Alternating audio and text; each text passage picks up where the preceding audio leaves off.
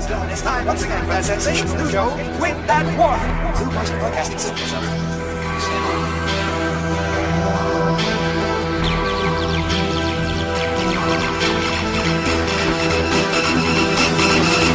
Hello guys, welcome to a new episode of Light Table Talk. This is your host Mohit. I'm Atok. So guys, whoever have not subscribed to our YouTube channel yet, please do so, and also remember to follow us in our socials such as Spotify, TikTok, Instagram, and of course our YouTube channel. Okay. Back to you. Today we have a guest who has gone through a lot of struggle, started from rock bottom, and now he turned his life around. Welcome, Mr. Abi. Yeah, hi guys. Okay, my name is Abi. People know me also as Shalan Azofli. So, I've gone through some hurdles that, for what I am standing today, but it's through those rough times, you see, that I managed to achieve what I am now. So Abby, maybe you can tell us, because from the background you said us, why were you charged with murder? Okay, so Sorry to start so straightforward. no worries. Okay, so I was born in the 80s. So those were the rough days where, we have to mix around, to get protection or to survive on the streets. It's totally different from now generation, you see. At that time, I was working as a security. So I just cut it short, maybe it's because of mistaken identity. 7 people tried to attack me. One which I hit him, I broke the jaw, and the other guy, he used a foldable scissors, tried to attack me. And I managed to pull his hand down and I elbowed him. That's where he dropped backward. 2.5 hours later, he passed on. He passed away in hospital. Well, there's a lot of hardship which you face, and maybe you can also tell us a bit more of your childhood growing up in the 80s. What were some of the initial struggles you faced? I'm brought up by my grandparents. So both of them are from my father's side, you see. So my mother wasn't taking care of me ever since I'm young. So I addressed my grandparents as mother and father. And my father was also in and out of prison. I mean, I cannot say that everybody want to be bad for no reason, Of course. Some of us, we are just pushed to a corner that we have to be what we are. I mean, my grandfather, both of them are very nice people. It's only that my grandpa he's an Arab. So, sometimes when he drink, he will get aggressive with my grandma. And I take it in another way. What I believe in during those days is I use myself to fend those whom I love. So whenever my grandpa comes back home, when he's drunk, he tries to hit my grandma. I will stand in front. I will try to protect my grandma, you see. I was a very young kid at the time. And he often told me that, we coming from an Arab family, we shouldn't be doing tattoos, so on and so on. And because my father just passed away on April. So my father also, same like me, got tattoos. So he was telling us that, you shouldn't be like your father, whole body tattoos, will be disgrace to our family. Okay, so at a very young age, about 6 years old, at a young age, I think about primary 5 or primary 6, I start to do tattoo. The reason is because, I thought I want to bring the hatred of my grandfather towards my grandma come towards me. So every time when he drinks, and he comes back home, my grandma would nag at him. You shouldn't be drinking in front of the kids, in front of grandchild. Then one day, he saw my tattoo.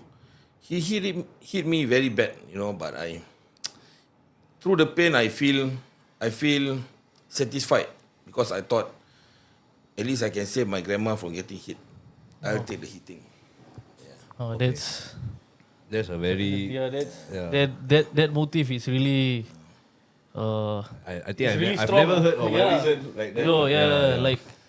Like people do, like there's so many reasons to get a tattoo. Some just get it to be cool.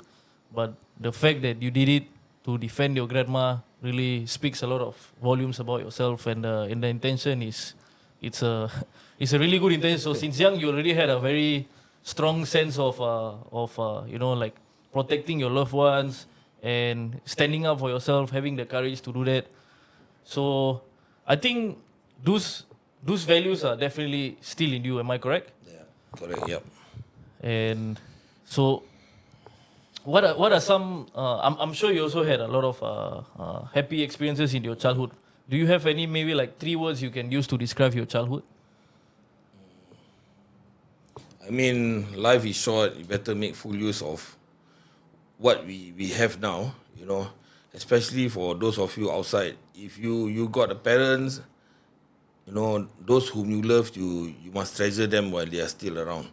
So for me, when I'm young, my father was seldom with me. He was in or out of prison 1 month, 2 months, maximum 6 months. Then he will go back into prison, you see. So my love was with my grandparents, and yeah. So I didn't get that fatherly love until my father passed away on April. So for those 10 years after he came out of prison, he fell at the toilet and he was bedridden for 10 years.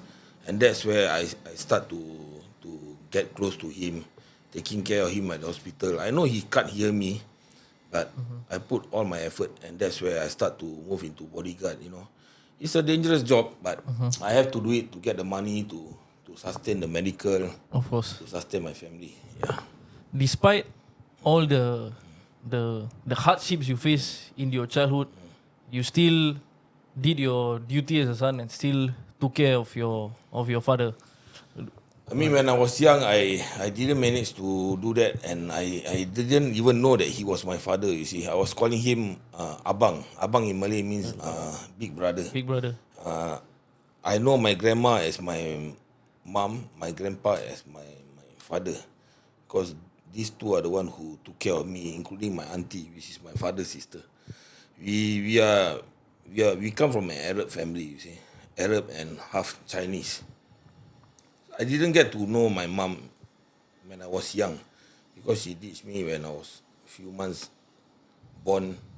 Then after that, she only managed to meet me when I was 18 years old, serving my national service.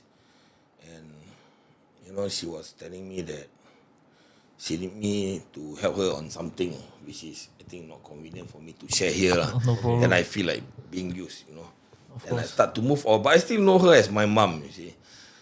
So those hard times that happened to me during I was young, I start to develop into protecting innocent people. You know, I do get involved in gangs during those times. Get involved in gangs, but we don't go around bullying people. We don't hit people in you know, big group hitting small groups.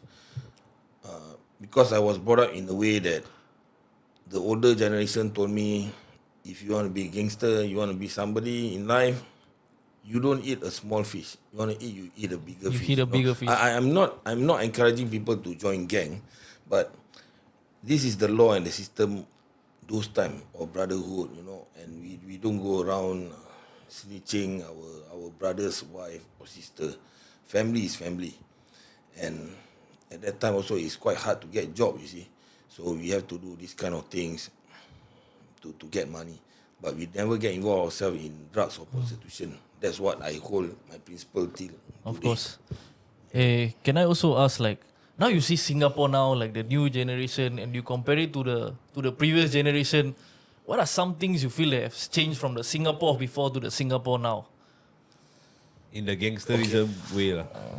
Okay, to be honest, I mean, it doesn't make a big difference. It's only that the generation changes as times develop, you see.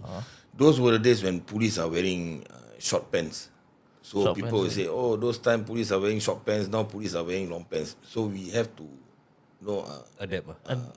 evolve. We have to evolve from the past to the newer generation. But during those time in the 80s where we don't have any technology, we don't have handphones, we don't have everything, you know. Whatever we want, we have to search by ourselves. We have to go to library, and whatever we want, our parents will tell us, you know, you have to work hard for it. Whereas now generation is more, you know, what I can say is pampered. I don't blame them. You know, whatever you want, you can just check through the phone. You can ask your family members; they will just give it to you. So, my time is we learn how to be independent, and that what makes us today. We see, I mean, my generation we get to see the both world. From no television to television now. So, am I right to say that back then when you wanted something, you had to take it, and now if you want something, people give it to you in a sort of way? Okay, let me put it this way. You see, now generation they have PPO. Okay. They when someone's mom or kid got beaten, then the law will step in as PPO. But during my time is, we put it this way. My grandpa, used to hit. He loves my grandma a lot. He loves the family a lot. But when he doesn't drink, he's a police inspector at that time. So, but when he drink, he go berserk. When my grandmother nag him, but it's for out of good cause. You shouldn't be drinking. Then you hit my grandma, and we can't do much. When we call the cops will just tell us, this is family matter. We cannot get involved. So we have to stand in, and that's how I stand in, and stand in to get the beating rather than my grandma get the beating. You see. So, and then another thing is nowadays a lot of people are more self-entitled. I mean, my time when we see older generation people, I mean, I don't say all the new generation. A lot of the new generation are also good. I mean, only minority of them, you see. My time is when we want to talk to a person who is older than us, we would consider what you want to say. What we say that might hurt the other person's feeling, you see. But the newer generation, they just directly tell you off. But that's why I say it's good and bad. The good part is they are not hypocrites. They're very direct. Rather than you going behind sneaking, you hitting people from the back. But the bad thing is not everybody can take it. You see. So I get involved, I adapt, I develop, and I evolve. That's why I can mix two worlds together. I mean, when I step into the bodyguard industry, working in all the angmos, it was not easy because for me, I'm the only one selected to work among all the angmo, and I work with British people. See. And I'm SFJ award. It's one of the top highest security clearance.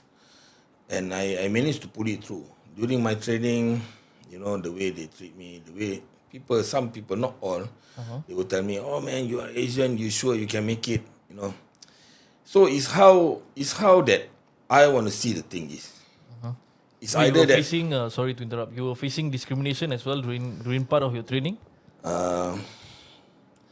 like what I'm saying is, you see, it's how we think ourselves. For me, I always use this term to others. I will tell them, we are the mirror reflection of ourselves. How we look at things is how it's going to come back to us, you see. So if I look at it as a discrimination, then I might have give up the training. Yeah, okay. But when I think it positively, it pushes me to prove to them that I'm the only Asian, I can go through it. Okay. Okay, so before you go for your bodyguard training, you were sentenced to prison. Correct. So can you tell us more about that? Okay, so about the incident, there were about the incident, there were about 6 to 7 of them. So the first guy came, I hit him at the jaw and he fell down. So the guy whom died, he tried to punch me using a foldable scissors, you see. So I managed to catch his hand. I got a slight injured, but I pulled down his hand and I elbowed him. I didn't expect him to die. He fell down to the floor and he was shaking, you see. He was at Geylang. And I called the waitress for a glass of water. That's where, I thought like, I just want to put the water on his face so he can wake up and be normal. After I put the water on his face, he did breathe as normal, but he was closing his eyes. And I was waiting at the corner until the cops came. The other group was already ran away when he saw that. I didn't expect it to be a setup. So the guy who was involved, he informed the guys to attack me, but he was standing right behind. it's just not my luck, you see. Then after that, the cops came, the ambulance came. That's where I walk off. After 24 hours, I was caught. A few of my friends in Geylang area was telling me that, AB, the cops, SIB, Special Investigation Branch, were looking for you. You are wanted for murder. And I was quite shocked at that moment. I mean, I've been into prison 5 times. The murder case was my last. For all 5 times, I went in for fighting. You see, I mean, I fight one-to-one, I stand up for my friends. Those were the days when my friend called me, Abi, I'm being cornered. I would just go down with 2-3 people, Usually we will go down in smaller groups. We don't go down in big groups and hit small groups. So, I didn't expect him to die, you see. Then after that, the cops, initially they caught me at my aunt's house. I was planning to run away. Of course, I mean, who wants to get caught for murder case, right? I was caught, and the SIB, the detectives were telling me, you are Abi, we've been searching for you. Now you've upgraded, man, from normal fighting to murder case, you see. And my mind was totally blank. And they came and caught me at my auntie house, and my grandmother was sleeping. So my grandmother was a dialysis patient and diabetes. She can't get shocked because she loved me very, very much. Wow. She loved me and my father. So I told the detective, I said, I only request you one thing. I can admit that I hit the guy. No worries, you can bring me back to station. But you don't make a single noise till my grandma woke up and saw that I'm being handcuffed by you guys. So it's a good thing the detective respect me for that. They didn't even handcuff me. You see? So, my grandmother was inside the room, then she heard, some talking, and she came out from the room. She saw the detective with me, and she was asking me, where are you going? My auntie was also there. It's my father's younger sister. Where are you going? I said, I just going for interview. The police is interviewing me. Nothing to worry about. Because I love her so much, I don't want her to get worried. And, Of course. she collapse there. So after I came out from the house, about 6 officers were surrounding me, Inside the lift, then they start to handcuff me. We call it the shaker. They put me a belt and then my hand also. I cannot run away, you see. Then the cops was telling me, Abi, I heard about you, this is a very capital case, what you've done. And I say, sir, you know me. I'm a very gentleman. I would admit to whatever offences that I did without pulling anyone in. We go back station and talk. But I ask you a single request, you just give me 1 cigarette for me to smoke. Before I realized that this is a murder case that I'm going through. I mean, anybody can say anything. But at the moment when you were caught for murder, the only thing that is going through your mind is, I'm going to hang. You see, and it's my 5th time going in for fighting case. So it's either, to be honest, it's either that I hang or I go to section 55 without trial, or I'll be sentenced under CT report, corrective training. That means I'll go in 5 years, 7 years without any deduction. And I was thinking that, my life is gone. I'm screwed up this time, you see. So when I went back to the station, I was interviewed by the ASP, and the ASP was telling me, AB, you know that you are wanted for murder, huh? You did this case, so on and so on. I say, yeah. And the thing that he asked me, you regret what you done? And, I told him out from my heart. Because I always believe this. We don't lie for what, we doesn't do. I mean, I dislike hypocrites, you see. So I told the officer that I didn't regret hitting him because I have no intention, and it's better that I hit him. I make him go to heaven faster than he do more sin in the world. I mean, that guy was a foreigner. Sorry to say this. Yeah. Because, he... Damn. I mean, because most of the time I saw him at Geylang. He was taking care of the prostitute. The guy whom died, he was taking care of prostitute. He was selling illegal contraband cigarettes, and he was trying to act tough. So it only happens that on that day that he was together with that group. What was the officer's reaction when you said that?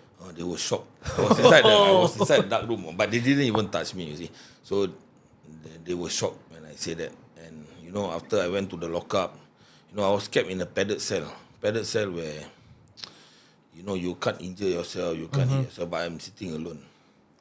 Okay, I just be honest. When I was there, I mean, I don't take drugs. I only drink, I only smoke, but now I stop everything. So when I was in the padded cell, there was a spy hole there, a small spy hole where you can see outside. I don't know, for whatever reason. I mean, I'm not high on drugs, and I'm not drunk at that time, but I saw a black figure, but the face was, powdered in white powder. He was just like passing through the spy hole and looking at me inside. 2 times I saw the face 2 times, and I stand up. I look at the spy hole. There was no one there. So. But are you serious? I'm getting goosebumps, yeah. Okay, so what do you take it like? What was the meaning of you seeing that? Like a ghost, huh? Yeah, but what do you think of it? It could be ghost, or maybe I was paranoid at the time that I'm going to be hanged. You see, another thing is, he shouldn't die. You see, at that time, during my time, you always believe in one thing: if you want to be bad, you be bad. You want to be good, you be good. We don't be half-boiled egg. You see, Right. But I take it in the wrong way. I took it in the wrong way because at that time I was a bit ego. I was thinking that, by doing this, I hit the guy, he died. The other fella, the jaw broke. So the rest will be afraid of me. You see? Yeah. So initially everything is wrong. Then now I start to realize that not everything is about fear, you see. It's about love. When I do charity, I go on assignments, I go on missions where we protect kids, old people, women from getting harmed. The love that we shower to people is much more bigger than fear, you see. Why I say this is, we take it one example. If you fear of me, but if you know that I'm invisible, for example, I can't be beaten by anyone. I can hit 20 people and they can just knock off. But if you see me, because of fear, you fear me, right? For example, then you see me getting hit by 20 people and I collapse on the floor. That fear will make a person run. Correct. But it's because of love. We love our parents. If we see our parents getting hit, or we love someone as a brother or sister, we see, even if 50 people was hitting that person whom we love, we will stand up all the way and fight for it. Yeah, So that's love is much more bigger than fear. What made me in this manner is because, I love my grandma. I love those around me who took care of me, those who are sincere in me. But the fear start to develop in me when I start to go on the streets, I mix around, I start to hit people. But I hit people, those who are bigger than me. Because my grandpa, he was an inspector. My father, he was once a gangster as well. So he was telling me that, there are principles that you have to hold in life. If you want to you hit someone bigger than you, then you gain that respect. If you hit someone bigger than you, if you fall to the ground, you still earn that respect. And you don't screw people, women anyhow, family members, and you are always willing to help those who are really in need, even though if you are a gangster. My time was when I think I don't need to mention his name, but he was in the history books of gangster during those times. I was with him when he brought me to Geylang. He was a big time gangster, but initially he got killed by his own gang, and they broke up into 2 separate gangs. I mean, I don't blame gangs. I don't blame anyone at all. Everything happens in this life for a reason. For a reason. And it's individual mistakes or errors that make the whole things look bad. You see, so he's a gangster, but whenever he brings me to Geylang, he saw all the poor people begging for money on the streets. he will just took out his money, or rubber band, $50 notes, he would just give. And I was telling him, I treat him like his father because my father was in our prison and he was very close with my father. He's already passed on. He's a Chinese guy. So he tell me, Abi, you want to be a gangster? This is what you do. You make money, you Robin Hood, you help the poor people. And when people ask for money, they beg for money, you never see what is behind that person. Whether he's a syndicate, he's asking the money because somebody is controlling him. You want to give, you just give. You don't want to give, you don't give at all. So that's what developed in me during my childhood until today. So, there's something that really inspired you a lot in the way you behave right now. So after your case, you got sentenced. Oh wait, sorry. Before your sentencing, you were fighting for a lesser charge. Am I correct to say that? Okay, so during inside the lockup when I saw everything, it three things came into my mind. Is a ghost, or I'm paranoid, or the spirit of the deceased is unhappy with me. It could be three things, but I just let it go. And I cannot, to be honest, I cannot take the sentence of being charged for murder because I was self-defense. You see. Initially, they transferred me to CMC, Changi Medical Center. Prison is not as like what some of the newer generation were telling me. Oh man, we are proud to be inside prison. We want to be somebody inside prison. During my time, prison is, nothing against the prison officers, but those time, nothing against the prison system, prison officers or whoever. Okay, I'm saying this from my experience. Those were the days where inside prison, if someone was caught for molest or rape, then we as the inmates, we will teach that person a lesson. We could be telling him that the one whom you rape is our sister or my wife. We just cook up a story and we whack the fella. So when the prison warder got to know about it, we'll be charged. But to us, we are doing justice in a black way. Government is doing, it's wrong, You see, it's wrong to go against the law, to take justice in our own hands. But for me, for those whom used to go through me, sometimes we just have to do something to make it happen. So next time, this guy won't go outside and, F around with another woman. Life is not black and white. There's always shades of grey in between. So I was transferred to CMC. So CMC is the place where people are going to hang, sentenced to hang, capital case. We were kept in an underground prison. We doesn't see the day, we doesn't see the night, and it's a small room. It's a metal door, one spy hole, and then below they got a small hole where they put the food inside. One day, 3 times the food will be in and out from that small hole. Then there's a small pipe on top of the wall, and there's a toilet bowl. So the pipe is controlled also, the water. One day they open 3 times for about 5 minutes. So I'm not scaring anyone, but this is what we have to go through. I don't know if the system now changed, but that is during my time. So they will control the water. It's more of a mental torture to make us fear not to step inside again.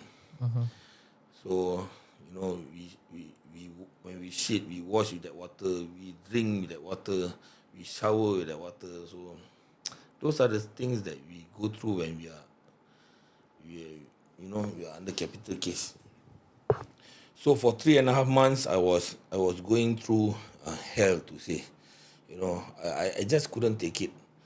I was thinking of my grandparents. At that time I was separated with my ex-wife, so we got 2 kids. Things wasn't going good for us, because we were young at the time. But what is past is past. Now I'm already married with a good wife. My current wife is understanding. I'll go on to that later. Yeah? So I was going through hell inside inside the lockup. The lights doesn't close 24 hours round the clock. And that time my number was 902. 902 was the number for people to go hang. Charged under capital case. So every day I was shouting, was kicking at the door. I was thinking like, oh hell man, I'm going to die. So Might as well. might as well I just do one time, and I can't talk to anyone. And there was a Chinese guy beside my room. Every day he was chanting. He's a Buddhist. Every day he was chanting. And we got different rooms. The only way we can see is when they put in food, then we see below the spy hole, below the small hole, then we can see, in front of our room there is someone inside, or we hear voices, or we look through the small teeny tiny hole below the metal door. Then we can see some shadow. And even that slightest thing will make us happy, you see, because we are going through shit inside there. I mean, the water doesn't torture us, of course, but the mental torture you're going through.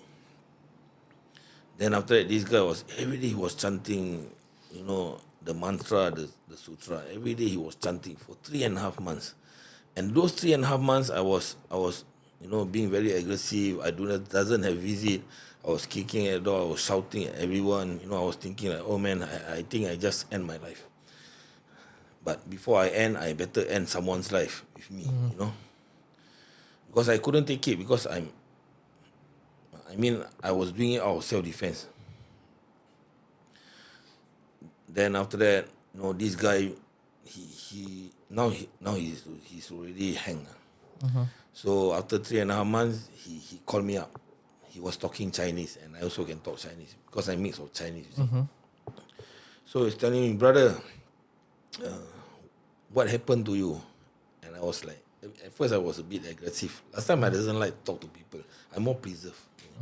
So I was telling him, what you want to know?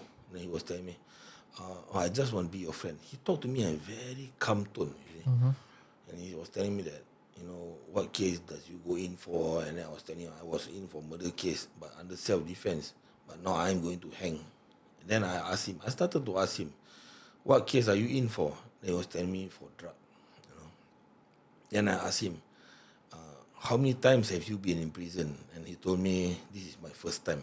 Wow. When he told me his first time, I was so embarrassed, That's how God triggered that thing. You see, for me, working with the British Special Force, the British Special Unit with the SFJ award, and then through my experience working as a bodyguard, I've seen a lot of things. And when people come to me telling me that, which religion does you believe in? I always tell people that for me, all religion is one. Religion teaches us to do good things. You see, it doesn't teach us to do bad things, to kill one another, to injure those innocent people.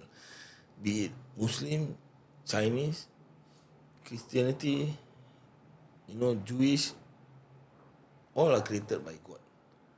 It's only different prophets.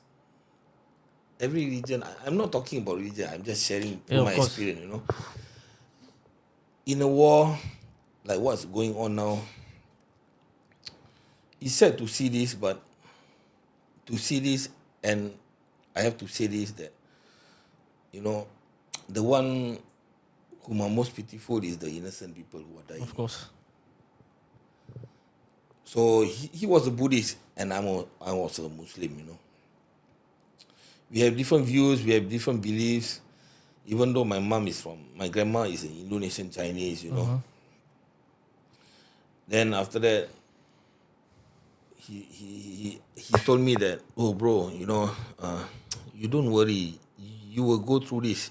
You won't be hanged because, you are doing it out of self-defense. And that also triggered me, you see. And I was asking him, also, it's your first time. So what made you come into this prison for drug? And how much of a drug that you brought in until you were charged for capital? He said the amount is a lot. I was driving a car, driving a vehicle. So I brought in from Malaysia to Singapore. And Singapore has this law that if you are caught with this type of things, you'll be hanged if you got no evidence. You know, Singapore law is strict. It's against drugs. So he told me that he have to do it for the sake of saving his mom. Wow. And I cried because he was telling me Wow. that, you know, he got a mom and he got a younger sister. That was in 2008, 2009. So he say he's the only one working. He was working as a cleaner, and at that time he doesn't take any CPF contribution or MediSave, you know. So his mom was blind, and his younger sister was still schooling. So he told me that one day his mom fainted, and when they brought her to the doctor, the hospital, the doctor told them that the mom got a hole in the heart, and she needs to Wow. go for operation. You see, so he doesn't have the money because no CPF contribution. Right? He only take cash. So he took up the offer. He brought the thing in, and he was caught. And he told me that, brother, I also used to be like you, but I'm not violent, but I just want to kill myself. I hit my head on the wall. Because inside every room where we sit alone, there are cameras inside. You know, course. so there's intercom. So officers, 24 hours around the clock, they will take care of us. You know, yeah. So he was telling me that I was also like you know, but I was not violent. I'm trying to kill myself. But after a year, my mom came and visit me. Wow. He told me this. His mom was blind, you see. So he mentioned to me that his younger sister was holding the mom's hand. I mean, I could imagine what he told me. That he said the mom was seated in front of him with the younger sister. And the mom was telling him that, when he told me that he cried when he saw his mom. And I also was crying inside my room. See? And he was telling me that the mom told him that, hey, Akau, I am your mother. I give born to you. Even though you don't talk to me, but I got a strong feeling that you are sitting in front of me. You are my Wow. son, you know. And I cried. Then he told me that, you know, initially after that day, the very day that he saw his mom, he changed. You know, that his mom told him that, why are you so stupid until you sell cigarette? The mom doesn't even know that he was caught for drug. The younger sister, the relative, wasn't even telling the mom the truth because the mom was telling him that, you know, after you were caught for cigarettes, the mom thought he was caught for cigarettes. After you're caught for cigarettes, selling cigarettes to help me, our relatives, you know, your friends, collect money and send it to us. That's where I went for operation, and now I'm here to see you. You know. Wow. Then, yeah. So when after he told me this, I mean, I feel so sad for him, you know. And I told him that, bro, so there's excess money, right, after the operation, and he told me yes. Why don't you use the excess money to fight your case? Because you are innocent, right? And he told me one thing only, you know, this is the only best thing that I can do for my mom. I mean, she took care of me when I'm still young, or my sister. So at least the excess money, my mom and my sister can use for studies, and then my mom can use for her medical. I mean, then he told me that, you know, it's best that I go than I be a burden to my family. You know, I cried all the way, you know, and I told him that I being a Muslim, and in all religion that I learn of, I even learn about Buddhism, I learn about Christianity. I mean, we all come from different religion, but every religion teaches us to be good to our parents. That's correct. That's a fact. You know, even I mean, I mix with Punjabi, I mix with Sindhi, and they treat mom like God because they are the giver of life. You see. Yep. So I told him what are my beliefs. You know, what you've done is a big thing that nobody can do, and that thing triggered me to immediately to stay low profile. I told you that. I've been telling everyone that I was violent, right, at that time. I was giving up my life. I thought like, oh, screw it, man. I'm going to hang, so I just do it once and for all. But after I get to talk to him, I know him, but I doesn't get to see his face, you know, only hear his voices. And that changed me in a lot different way. See? So every day I was yearning to talk to him, to motivate him, to confide him that, you know, bro, you don't give up. You know, you still got a life to go on.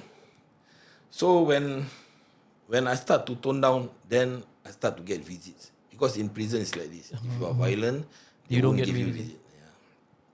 So my grandparents came and visit me, you know, and my grandparents, I told you my grandpa was hitting my grandma only when he drinks, But that also changed everything when I was caught for murder.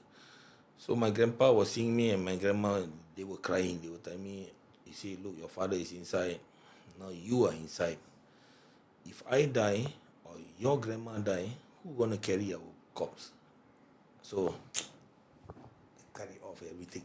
You see? Carry off everything. I thought like I should have put a full stop to it. Of course. I mean, I still treasure brotherhood. I still treasure friendship. This is the first podcast where I feel speechless. After hearing your story, I realize, how easy our life is compared, and the story. If you don't mind sharing, do you remember the person's name? I address him as Akau. Akau. Yeah, Akau. Like Yeah. like So can yeah. do you feel like he was the one who gave you a Motivate second me chance? also, yeah, correct.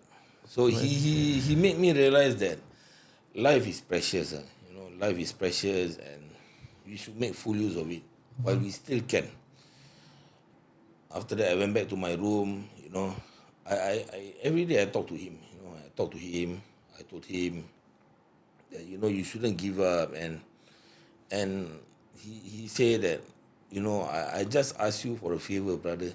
If you go out from prison, I want you to visit my mom, which is until today. I visit his mom. Wow. I mean, maybe 2 months, 3 months, one time, because I got my own things to do. So I will visit the mom, and the mom is quite, she's lost already. But the sister the younger sister was a lawyer. Is a lawyer now. Oh She wow. studied hard. She helped. She's a pro bono lawyer, helping people. With low income. So whenever I visit her, she told me to do that. You go out, you tell my mom. Even though if my mom is angry with me, you just tell her that now I'm working overseas. She can say that I'm unfaithful. She can scold me any vulgarities is, but never tell her that I'm already hanged. It's that big thing that he do. That I really cannot do this type of thing. So I talked to him all the way until the day last that he was transferred to the gallows. So on his very last day, he was telling me that, bro, tomorrow is my last hearing, and I know that I'm not coming back here. I won't be talking to you again, and I'll just be gone for good because I'll be transferred and just awaiting to be hanged. And I talked to him until early in the morning, and he was transferred. He never came back. When the officer came back, inside prison, if you are transferred, they will call, inmates working as cookies to carry the stuff to be transferred. So I asked the warder, I said, Tuan, so where did Akau go? He said that, he's transferred to the gallows already. The last hearing, he can't be postponed anymore, and the warder told me that I respect him. I said, why? I said, when he was sentenced to death, he doesn't argue. He just say to the judge that, thank you, Your Honor. I know you are doing your duty. I appreciate whatever it is. The prison has been treating me very well, and it's just time for me to go. And I cried. The warder also cried. So I just turned over. After that, I sat alone inside my room. Every day I pray. I pray to God. I also just like give up. I just like thought, if it's my time to go, then I'll go in a nice way, without hurting anyone feeling, or because I've been kicking the door and been shouting at people, and I feel that I shouldn't be doing all this. They are just doing their duty. The prison warders are doing their work. The cookies are doing their work. And why should I trouble people? Right? So I stayed alone. Then my IO came and visit me, and he told me, the day before I would be sentenced in court, he was telling me, Abi, I respect you. And I told him, why, sir? Do you know who are your eyewitness who came to sign up that you are not in wrong? I I said, who? He said, those deaf and dumb people that were in Geylang, they were the one who was standing witness to say that you are innocent and you are being attacked. Wow. Then I start to think that Wow. then I start to think when last time I used to see in Geylang, right? So there are a lot of deaf and dumb people selling dolls, you know. But I like what I told you, I learned from that guy. That you always used to give them money and stuff, right? So what I'm storing, the whole thing is all related back to square one. you Wow. see. So whenever I see these deaf and dumb people selling the dolls, you know, I'll just give them each person $10 without taking their dolls. And you know, my boss would be telling me, "Oh, boss, you know they are syndicate. Oh man, you wanna give, you wanna give, just don't give, man." You know, I just say the same thing. And you know, I was quite shocked that at last after 3 months they didn't see me at Geylang. They read the newspaper and they, you know, the IO was telling me that, you know, I was so surprised that they cannot talk to me, they cannot hear what I say, but they write on a piece of paper with your newspaper that you are being attacked. And my IO told me that, you know, I am also recommending that you won't be hanged or you won't even sit for a high sentence because I know you are being attacked. So the next day when I went to court, you know, I was talking to the interpreter and they were telling me that, you know, you want to say anything to the court, just say no. Then, you know, the judge pushed my case to the afternoon session. Then after that, when I was called up, they only sentenced me 30 months imprisonment. 30 months after deduction is 20 months.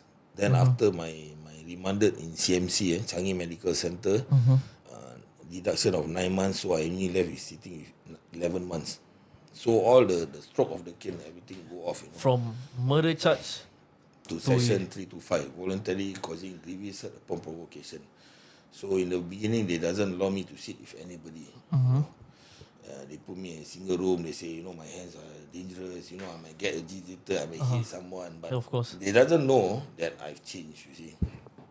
I mean, what I want to share on my experience is, this is life. People can say whatever they want to say about us, but at the end of the day, our heart knows better whether we are doing it for the good cause or not. I mean, I can't blame the warder. I can't blame anybody. Say that, oh, you can't be sitting with another inmate. No, might get agitated. You might hit that fella, and then he might die. You know, and then there'll be another murder case. So if I think it negatively, all the officers is trying to find fault with me. But if I think it positively, you know, maybe they are trying to avoid me from getting more More problems. charge. Yeah. So I was kept alone all the way, you know. Then I start to feel that, you know, I just can't take it anymore. But I really toned down. I mean, I doesn't get aggressive. I was hoping for every 2 weeks, because inside prison, every 2 weeks we get visit. You know, I was hoping that I would see my grandma, I would see my grandpa. I want to see everybody whom I love. Every 2 weeks feels long, you know, inside prison. Then after that, then I start to put up a request. I say, sir, I think I need to see someone at least I can talk to. Of course. You know. Then they put me with 3 people, but not young people, very old people. And I think I sit with them for about a week. So you know, old people, They got I mean, stories. some of them are good. Yeah, they got stories. Some of them are good, but those 3 who see me, one was a IMH, you know, patient. Then the other guy was like controlling the room. He said, "Oh, your family bring you biscuit. The biscuit is my biscuit." He took my biscuit. He's 60 plus, you know, going for ERP case. And I was like, okay, you want to take, you just take. And then there's one toilet, you know. And then whenever I want to go to toilet, then the other guy will, "Oh no, that toilet is mine. I will go to the toilet first." But he doesn't do anything. He just sit at the toilet, you know. Then after a week, I think, enough is enough. I think better that. So what he said, if I see this type of people, then become another murder case, you know. Because keeping very low profile, very, you know, patient until I cannot take it. I told the warder, I said, "Sir, I think it's better you put me alone, because I cannot take it, these 3 people." I said, one more fella, you know, he's eating on medication, and he was telling me, "Oh, you heard about the Changi prison case where the guy was drawing the sheep on the wall, and he escaped. Tonight, everybody sleep. you sit with me, I will draw something on the wall, then we escape. And I doesn't know I made, patient. So I really believe him, because inside you got nothing to do. So I was sitting beside him, I said, hey, it's time to go already. He say, tomorrow. Today. So that tomorrow come to 3 days already. Then I asked the warden during that time. I said, sir, that guy, I don't want to mention his name, a Malay guy. I say, he tell me he can escape by boat. So that guy, every room he go, he will say the same thing. He's an army student, patient, eating medicine. Then I sit alone. Then, so I was released. So come to my time when I was released from prison. There are good and bad inside prison. Inside prison is about survival. It's about how we talk, how we talk to people, how the respect we should give, how the respect we should take back. It's not easy. I mean, I've seen through different prisons in the world. Some are prison are hardcores, I don't need to mention. But Singapore is one of the prisons where even some white people went into the prison, they will cry because we are sleeping on the floor. The floor is like road floor. And then you were given only a straw mat. So everything is controlled. So after that, I was released. When I was released, I tried to find job, I went for a lot of interviews. I thought I want to change over a new leaf. I want to start my life over again. So okay, coming back to your prison, you got the stroke lah.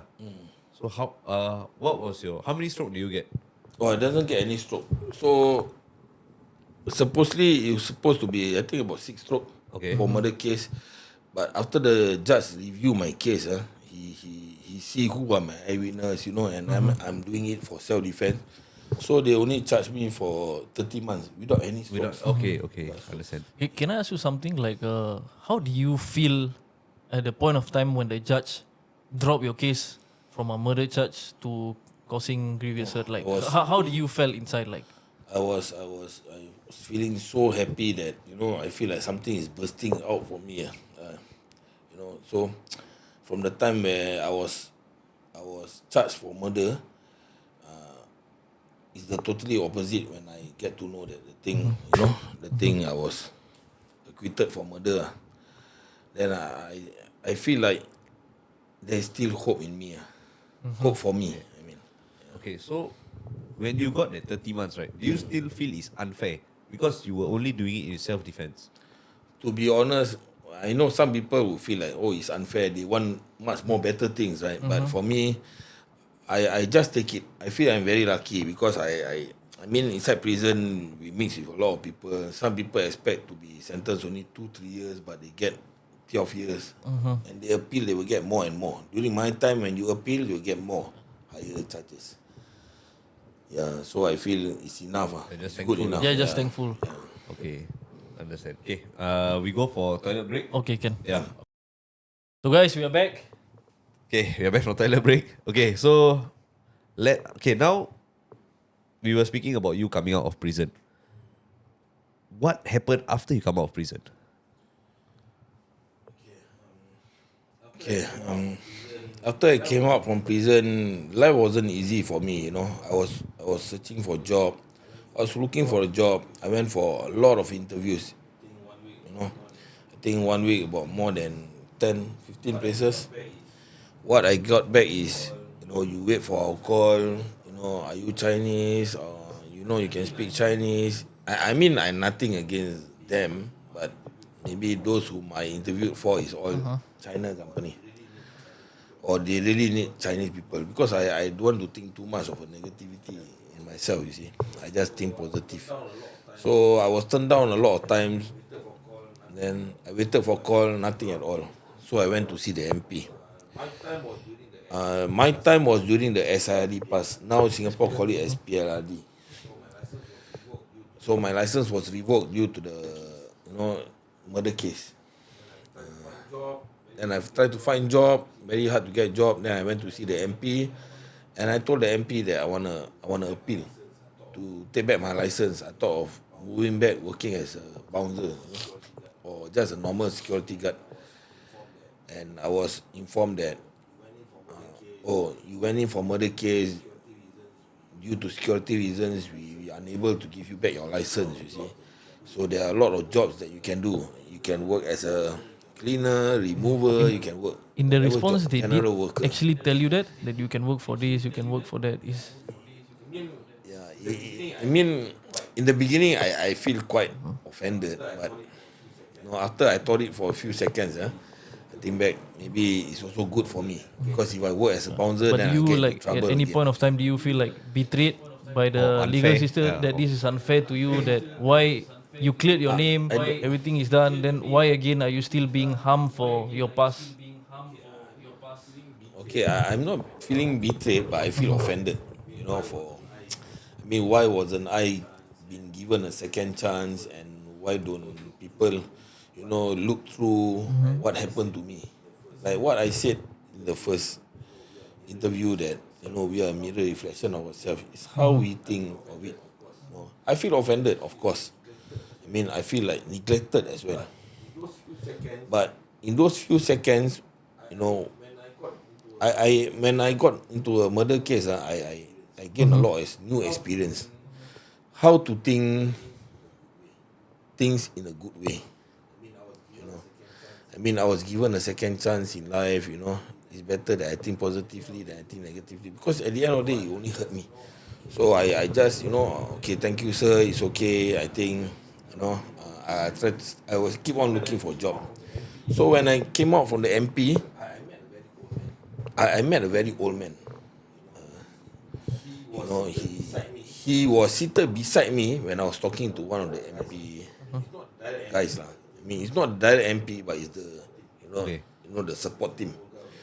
So the old guy was telling me, I overheard you looking for a job, is it? I said yeah. So he told me that I got a job, but if you want to do it, I can recommend you. Then I asked him, uncle, what job? And he was telling me working as a cleaner. For me with a lot of tattoos, I used to be in those profile where people get to know me a lot. And when he told me to work as a cleaner, I was quite like shocked. What cleaner? Uncle, you talking to me? Or you talking to who? I look behind me. Then he said, I'm talking to you. Then how much the salary? You mean work daytime? I say, work at where? He said, toast box. I said, toast box? Then during the day, everybody see me, Then he said, no, you're working at night. 1 month is about $500, and that was in 2010. 1 month about $500, no off. Toast box closed, you just go to the outlet, you just clean it up, you mop, you sweep, you throw the rubbish, make sure it's clean. So no off days. I was so desperate for a job. I was so desperate for a job that I think I need to survive. And I took up the offer. It was hard for me lah, but my grandmother still support me. She supported me in taking back my bike license. So that's why my transportation. She's very supportive of me. Then when I work as a cleaner, at night, I was discriminated in a way lah. Those cleaners from other places, they were looking at me like, oh man, you Muslim ah? Muslim people shouldn't be working at Toast Box. Toast Box is selling pork. Why are you working here? You got no other job, is it? And there's so many tattoo. You Muslim ah? I feel offended. I feel angry, but I think I just let it go. Why should I let it affect me? Because if I do something to them or I shout at them, then it'll be So a you never didn't ending respond story. to whatever they say, you just ignore. I just okay, thank you. Never mind, later wait, I get one bread. Got the pork.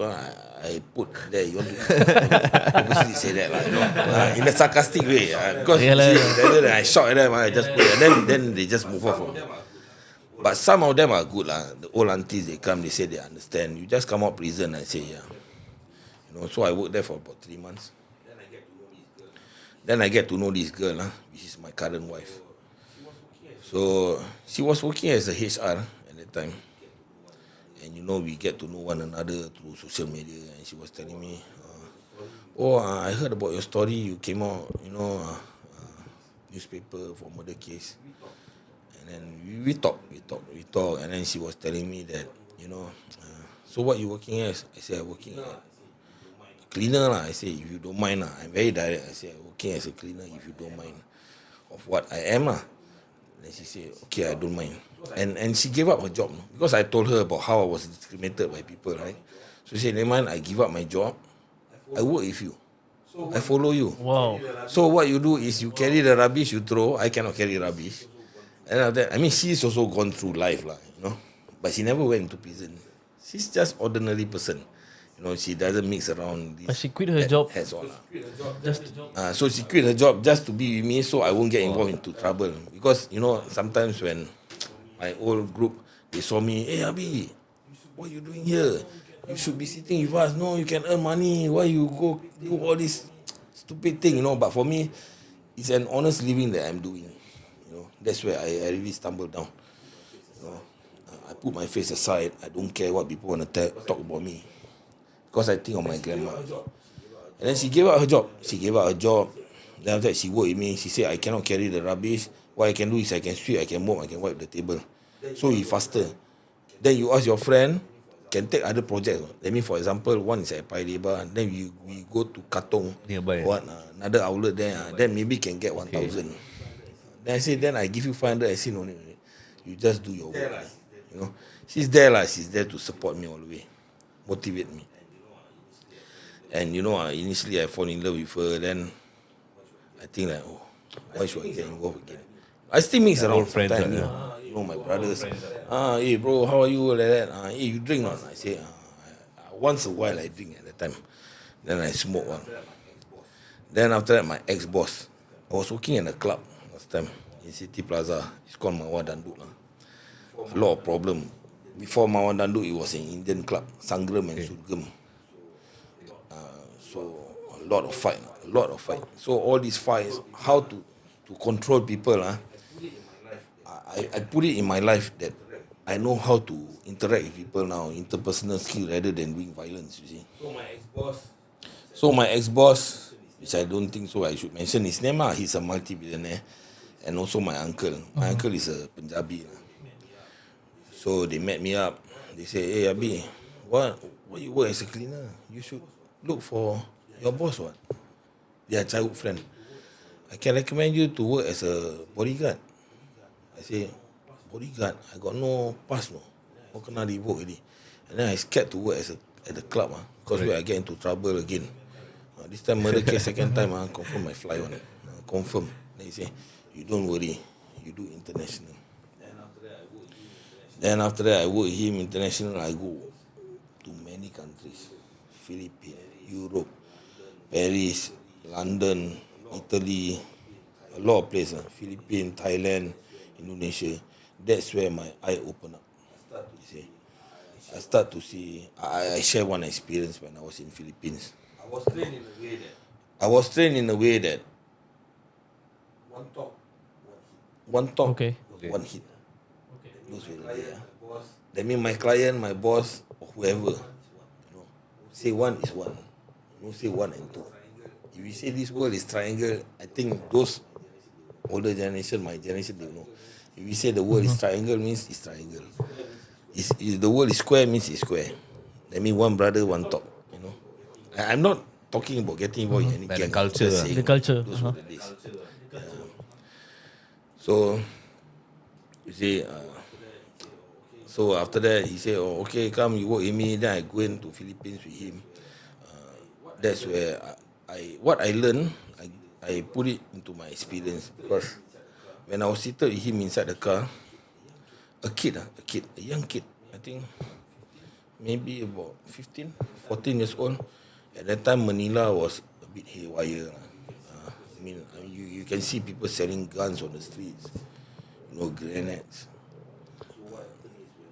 So what happened is when we were seated in the car, there were two more bodyguards. One is a driver, another one is a bodyguard, and I'm seated in front. So this kid came and knocking at his window. So what he does is he wind down the window. When he wind down the window, The kid Wow. pointed a gun at him.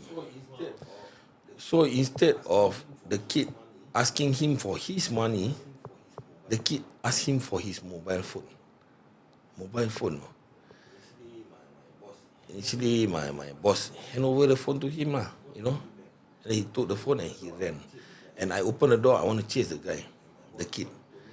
And my boss told me, I want you to follow the kid. Do not do anything to the kid. Don't hit him. Don't stop him. You take this 1,000 Singapore dollars. If you see there's any syndicate with that boy, I want you to hit the syndicate and bring the syndicate to me. And pass this money to the boy. If there's no syndicate, you still pass the money, you take back my phone. And I was like, huh? You sure, boss? Give him money for stealing your phone. He said, you don't touch phones. So I also follow. So I also chase the boy lah. And one more, the Filipino guy, he also follow. Because I can't talk Tagalog. I can talk a bit. I cannot talk much. So we chase the boy. Then we come to an area where there are slums, poor people. They sleep by the streets, Then I saw the kid was passing through another younger girl playing by the side. The clothes are all tattered. Both of them are tattered clothes. And the girl was playing with a torn doll. She was playing by herself. And then they hugged for a while. Then after that, the kid walked to two adults in front. One was a female, one was a male. So the female back was facing me, the male was facing me. So the female back was facing me. So the clothing are all torn. Not torn as in so torn, but you can see they are poor people. So I saw, maybe that is the syndicate. So I also came near. So I came near, the boy saw me and then he was scared. So he hid behind the guy. See? Then they look harmless. They are not violent. You see? But they had a And then gun, when I right, saw with the them. gun, so this is the part. So when I saw on the floor, there was a gun on the floor. That was the gun that the kid was holding. And Wow. it was a toy gun. Oh, It was a plastic gun. You see? It was not a real gun. So then I start to feel like I shouldn't worry a lot because it was a fake gun. You see? Plastic gun. But at that time when the commotion was there, we won't see that it's a plastic gun or real gun. You see? After that, when I say hello, I shouted hello. Then after that, the lady turned. When the lady turned, straight away immediately my heart, cooled down because what was on her arms that made me realize that they are not there to steal. The lady was carrying a baby. I think about 2 months, 3 months kid. And then, she turned and then she looked at me. The guy also looking at me. The kid was hiding behind him. And they were crying and talking in Tagalog, like, in a way, like, I study body language. Please don't hurt us. And I told you there's another Filipino guy beside me, right? So the guy was translating to me. They say, please don't harm them. They have to do this to survive. So I use him as an interpreter. I told him, I say to him to tell them, I say, then what is the purpose of you taking the phone? So the guy, he was saying that we have to do this to survive. Every 2 weeks, a guy will come to us and give us a packet of rice for whatever we stole, especially phones. And we need this to survive. They are very skinny, We need this to survive. And then after that, the guy, go to the butchers. He took the packet of rice. It was a small packet of rice. And he said, this is the rice that we get. We really need this to survive. Please take back the phone. But please don't harm us, Yeah. Then I was shocked, I was like, no, that means they doesn't steal it for the phone. They just need to survive. And then after that, the guy took another black bag. Inside the black bag, there are a lot more phones. And then he gave me all the phones inside the black bag. He said, please take all of this. Please take all of it. Just don't harm us, When he mentioned that, immediately what came across my mind is, if they are really syndicate, Correct. he wouldn't give me the rest of the phone. They would just give me one phone and after that they will go off from there. Then then after I took out the money, I say, okay, look, this is the money from my boss. It's for you guys. I just want back the phone. This black bag I don't want. And after I give you the money, I want you to F off from here. I don't want to see your face and don't do this type of job anymore. And the young kid never hugged me. Only both parents and the baby was in between. She was hugging me. The guy is so hugging me and was crying out of happiness, saying thank you so much. He doesn't know the money. What's the amount for? And then after that, the Filipino guy was telling them that it was 1,000 Singapore dollars convert to their currency. Correct. It was a lot more lah. They were so happy. They were so happy. So I never took the black bag, of course. I just took back my client phone. Then I walked back. When I was walking back, I was thinking, you see, things happen for a reason. You see, all these things come into my life, through my journey in life. I went into murder case, what I saw in Philippines. And then what I gone through when I was working as a cleaner, There is nothing that is happening in our life without a reason. It's just something great out there that want us to know that life is just temporary. We can go up high, but there is time that we will go down. Life is like a wheel. See, what I believe in, whatever we do good for people, with sincerity, it will come back to us good. If you do bad, it will come back to us bad. And sometimes people have to steal to survive. Then I walk back, then I return back to my boss. I say, boss, this is your handphone. Then he was like jokingly, he look at me. So where's the kid? I thought you violent. I thought you hit the kid and bring to me. I said, no. I said, then where's the syndicate? I said, boss, no syndicate. I see the parents. That's why you must see what is behind the wall instead of, he's a multi-billionaire, but I was quite shocked, because not many people are like that.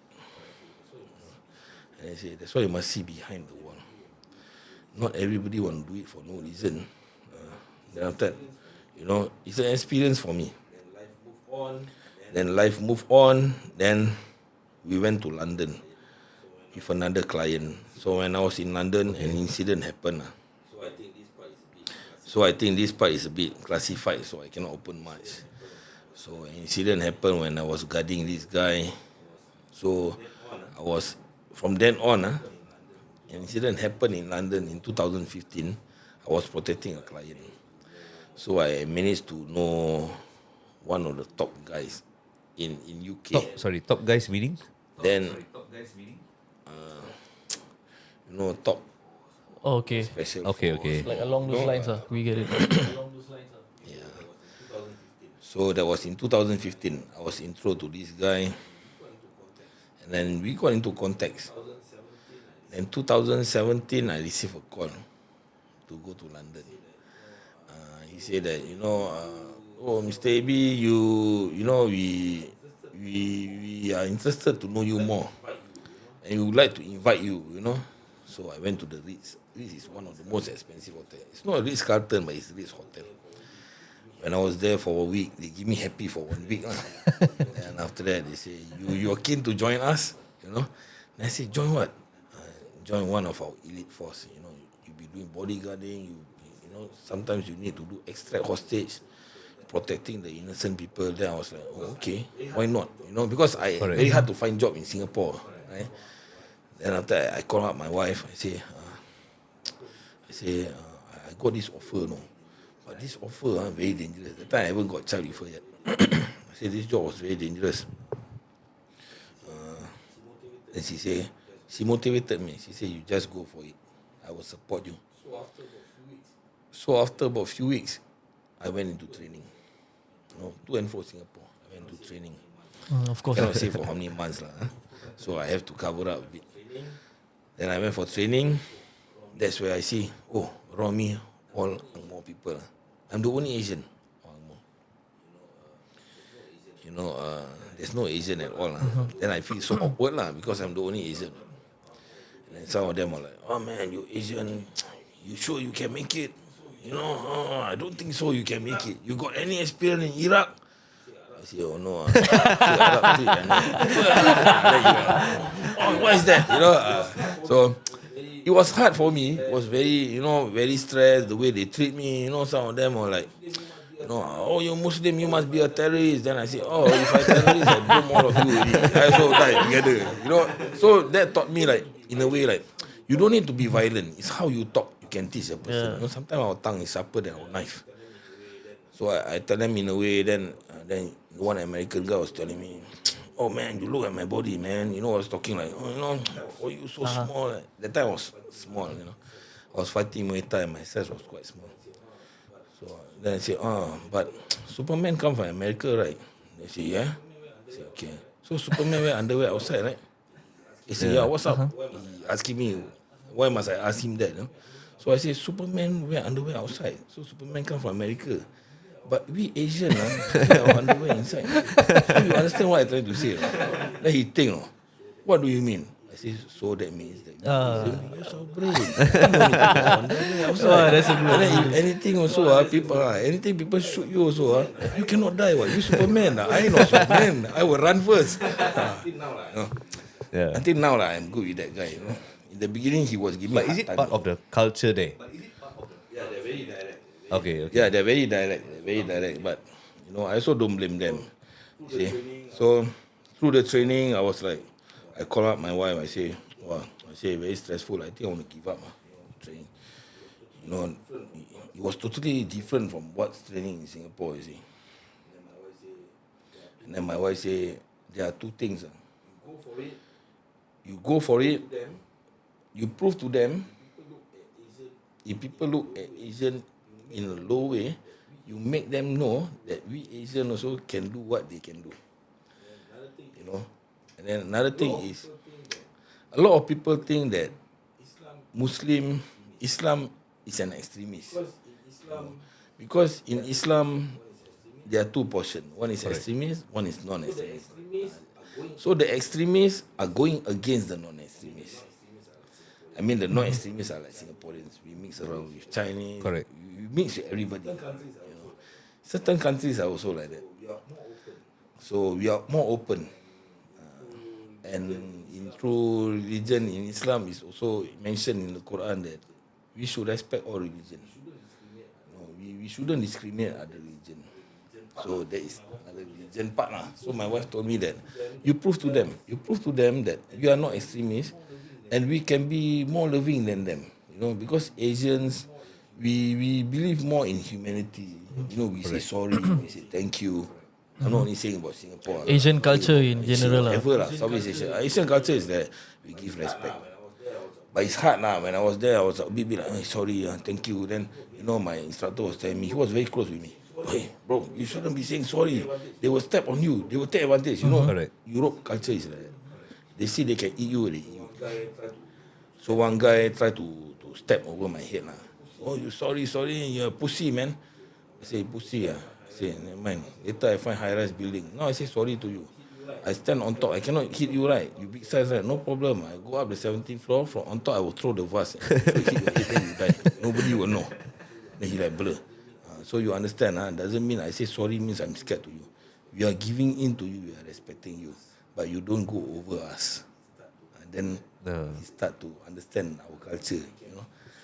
I say we can be so bad, more bad than you guys, We don't hold guns in our country, but we use machete to hit people. But we value that friendship. I told him about Asian. We value our friendship. And then we care about one another. But I don't blame them. I totally don't blame them. Because I train with military people. They've been in Iraq, they've been in Syria. And I don't blame them. I don't blame people who think bad about Islam also.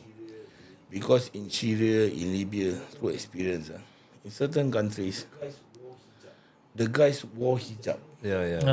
Hijab, hijab, right? The woman, they will wear hijab and they will carry bomb inside their body. So, in Middle East, we cannot check on women. We are not supposed to touch on women. So that's where some people took advantage of the opportunity to act as a woman, but inside they wear hijab and carry bomb. So that's part of it. So I still managed to go through the training until today, until 2024, I'm still with them. So yeah, there are few assignments that I need to travel to. Like the recent one I went was in Johannesburg, in Africa. I've been to Johannesburg, I've been to Africa, Namibia. But through it all, one thing that always teaches me is no matter where we go, we learn to respect people. Like now I'm invited by you guys. I give you guys the respect.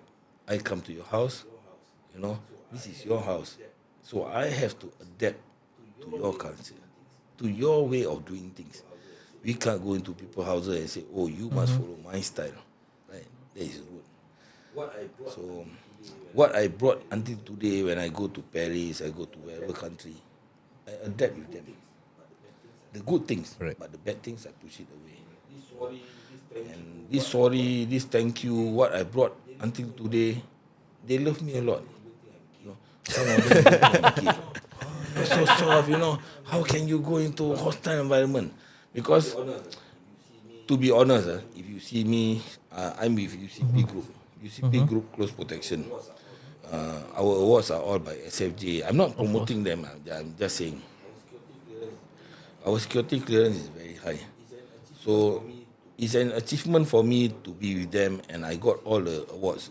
If you see into UCP Group, you go into Singapore, you see my achievement. Nothing is easy in life. That's what I can share. Nothing is easy. At times we have to go through the hurdles. We have to drop few times, then we climb ourselves up back. It's how we look at the sun. If we look at the sun in a bad way, the sun will kill me. Then for sure we will die. But if we look at the sun in a good way, the sun is guiding me to come out from the darkness, then you will achieve your goals. Every human being, including myself, every human being does mistakes. But from mistakes, it teaches us to evolve, to be better. course. To be better than yesterday, to learn from our mistakes, to care about one another. Abi, can That I is ask what you just a very personal question? You don't really have to answer it. Now that you see yourself, look in the mirror, you look at all the success you have achieved up to now, are there still some feelings of guilt for what you did in the past?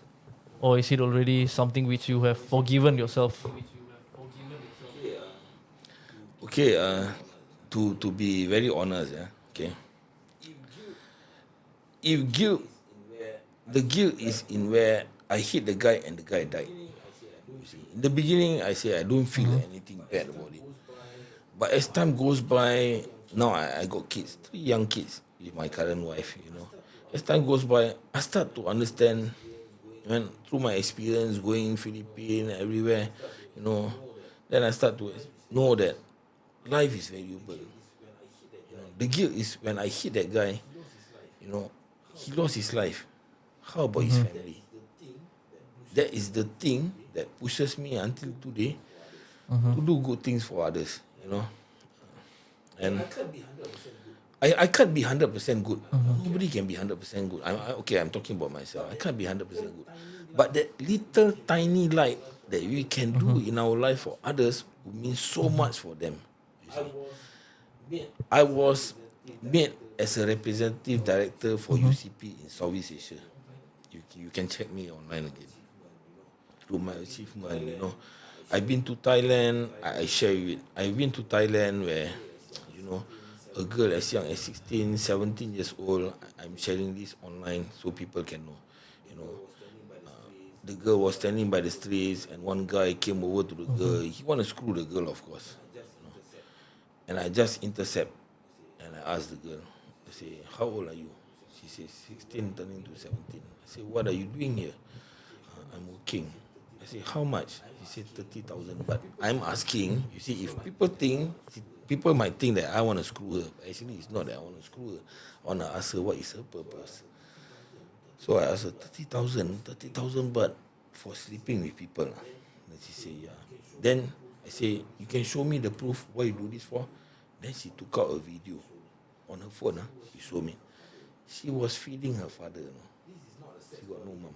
This is not a sad story that we hear without evidence, but she was feeding her father. The father, no legs. This is in Thailand. She was feeding the father, and then the father was so happy. She said, "I have to do this because I need to take care of my father." Then immediately, the other guy was like looking at me, looking at the girl, looking what I'm trying to do. Then he was saying, "Oh man, you trying to fuck her?" So no, it's okay. It's That's why you must censor. Are you trying to screw her? I said, "Oh no, I'm just talking to her." Then I took out, I did it inside my pocket. Then I see I got about 95,000 baht. So I give her 80,000 baht. I cannot give her everything. I cannot go off. That was on assignment. After my assignment, you see. So after that, I give her 80,000 baht, and I say, "You take this money, you F off from here."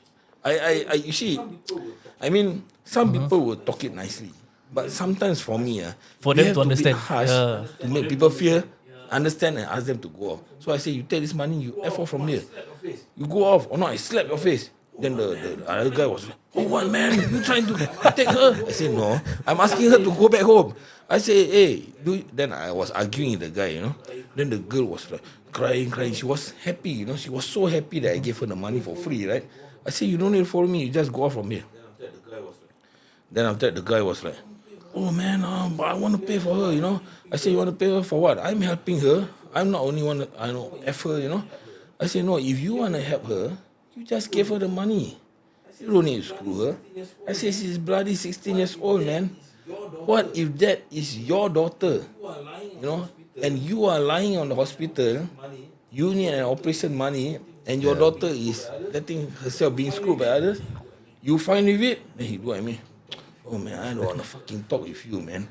You're a fucking asshole, man." Then he walk off, I mean, Correct. I don't feel angry at all. He telling me all this because, like what I share, at the end of the day, there is someone greater than us who sees all this. And they're gonna judge him. And I don't need to show to people, "Oh, actually I tell the crowd, I'm doing this for whatever reason." Okay. I mean, what I've been inside murder case, I was kept in the segregation ward. It teaches me, if we do things out of sincerity, we don't need to tell the whole world. Why I am today, I'm honored, invited by you two guys. I do motivational talk. Some MPs, after I came back, some MPs call me up to do motivational talk at schools, where the kids are, They're going through a hard time. they going through hard time, they took gum, they fought, some officers talk to them, they will F off the officers, but when I talk to them, they listen to me. I got a few pictures which I can share with you guys later. When I talk to them, they listen. And, the feeling is invaluable that after sometimes, few years, I met them outside. "Uncle, you still remember me or not?" I say, "Who That time you come to my school, you got talk to me." "Uncle, no, I never join gang already, no. I never take gum already. I want to become like you, no." Then, It's a good feeling. The feeling is so invaluable that I mean, money is important in life. No? But for me, money is not everything. Money cannot buy life. Money cannot buy love. Fake love you can buy. You can use the money for operation. But if God or someone greater than us want to take your life, it's just like everything gone. You see? So as what your question is, after that, I start to open up to people. And I be honest with you, I was made as a representative director in Southeast Asia. I met all kinds of people, hardcore people, crazy people, good people, But I always do my best. When I'm not on assignments, I go to hostile environment. I got some testimonials which I think I shared with you. Yeah. Successful mission in hostile and non-hostile. And I feel nothing proud of it. I just feel that I got a mission, I got a vision to do, and if I don't do this thing, who gonna do this thing? When we have this mindset to do positive things in our life for others, it'll be like a bloom of flowers, Okay? I mean, people might say to me, "Oh, you are not the prophet, man. You are not a big priest." But if I don't do that small thing, who gonna do? Right? From that small thing, it will become a never-ending story for others to follow. You know, people will look up to me and will say, "If Abi, I can do it." I mean, I don't care. Some of my clients telling me, "Hey, Mr. Abi, you don't worry that other people will try to go over you." I say, I don't care. Yeah. I tell the truth. I don't care. If they can be better than me, it's good for them. You know, I always believe in loyalty, discipline, respect, communication, commitment, loyalty. I hold these principles in life. If you think that someone is better than me, then you go ahead. I was tested by a client. I was sitting with him, an Arab guy. All the 1,000 USD note, was kept together. He threw it on the floor. He walked off. I took the money. I tapped him. "Boss, you drop your money." Then he looked at me. I know that. Because of that, he gave me half of the money. I want to check you. You see? Before that, he was testing. He was testing. He was asking the bodyguards to pour for him liquor. Beer, liquor. "Oh, I want, some people are like that. By telling me, "Oh, sorry, I can't pour for you any liquor. Your security is my top priority."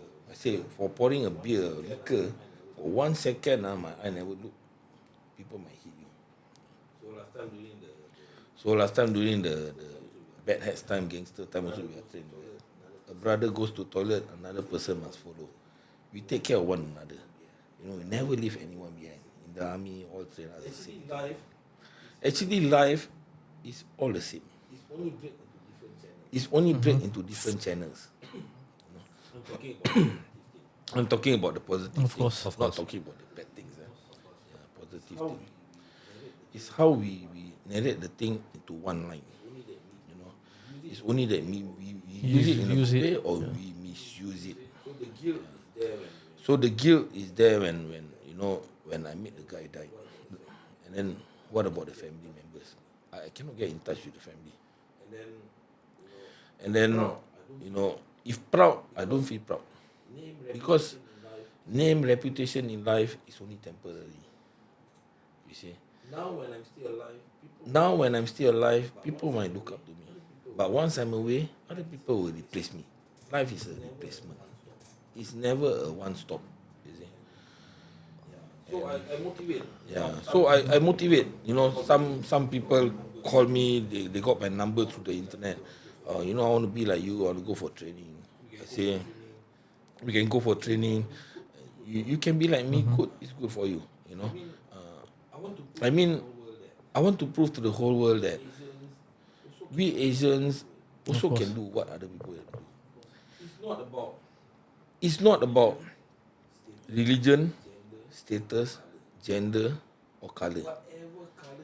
Whatever color we come from, you see, I learn about all religion. I read the Torah, I read the Quran, I read the Bible, I learn about Buddhism.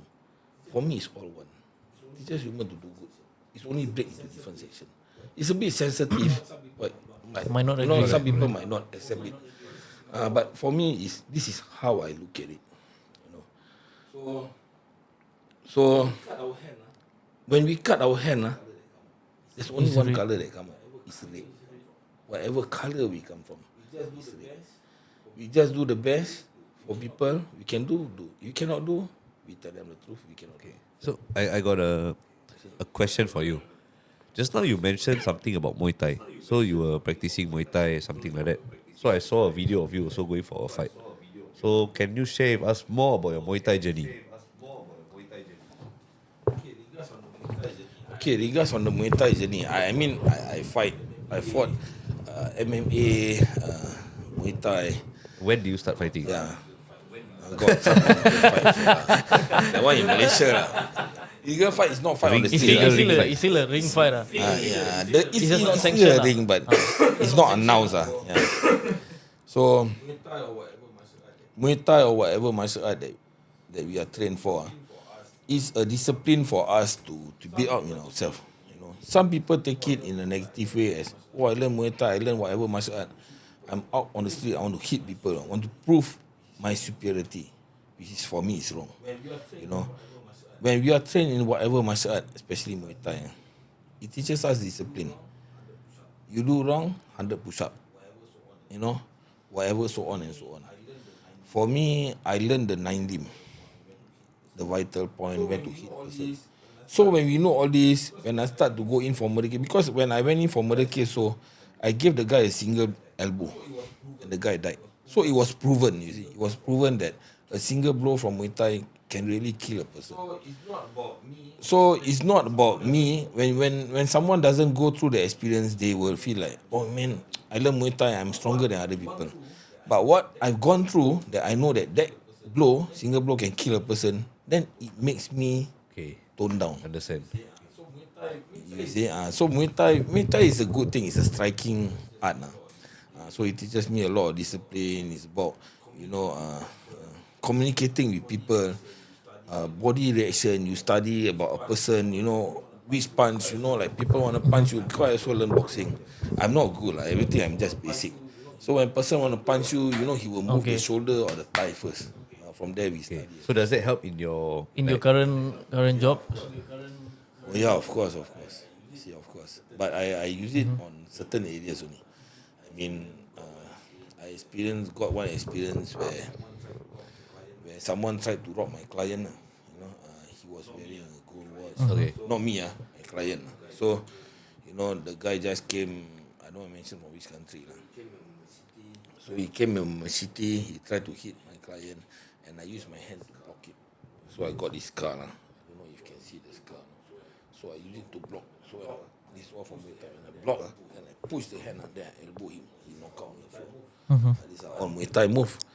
But to restrain someone, you can't use Muay Thai, of course, because it's all striking. So I will go into Anam combat or Krav Maga. I doesn't usually use. I'm more into Anam combat. Anam combat, BJJ on certain areas, so we still can use. But we cannot lie down on the floor with them. Maybe we can just grab them from behind and choke. So martial art is also like life. Every martial art is good. It's only that how. So you were learning martial arts before you got the murder charge or after that? When I young time, I start to learn. I move into Silat. I learn a lot of things. But it's just the way that I feel that the way you were taking the martial art before and the way you took it now is completely different. Because before you were doing it just to maybe. You see, when I was younger time, I don't like to be bullied. So I learned all this martial art is because, if I see somebody try to bully me or people getting bullied, I be honest with you, people call me Abi. Some people call me Abi Yakuza. I got a lot of friends. I think you also heard about me. I got a lot of friends because, during the younger days when I go around, some of schoolmates, some of my friends, they got bullied. I will stand up for them. I will go forward. Not all the time I'm good. Sometimes I also hit people. But through those times, today, now, they see me, they say, Abi, you remember me or not? Last time at school, getting bullied, 5 people hit me, and then you come and help me. Some of them are police officers. Some of them are working in MHA, some of them even working in all kind of government sectors. When they talk to me, Abi, you remember not? Last time I was bullied. No, I would. You got any problem? You can talk to me as well. Because I don't think sincerely. I say, especially you work in the. I cannot anyhow ask for your help. I say, no problem. But you don't fight lah. Now you good already, what? You see, that is the thing that changed. I don't want to be bullied, but now I use it in a positive way. When I go to schools, I talk to kids. I say, I put it example. You like to fight so much. Why you go hit people under the block? I will guide you to learn boxing, Muay Thai. I will talk through my connection in Thailand. You go fight in Thailand. You fight inside the ring under the block. Then the boy was like, oh, really, uncle? Yeah lah. You make Singapore proud. You people also know you. You hantam the fella sitting under the block in the girlfriend, you whack.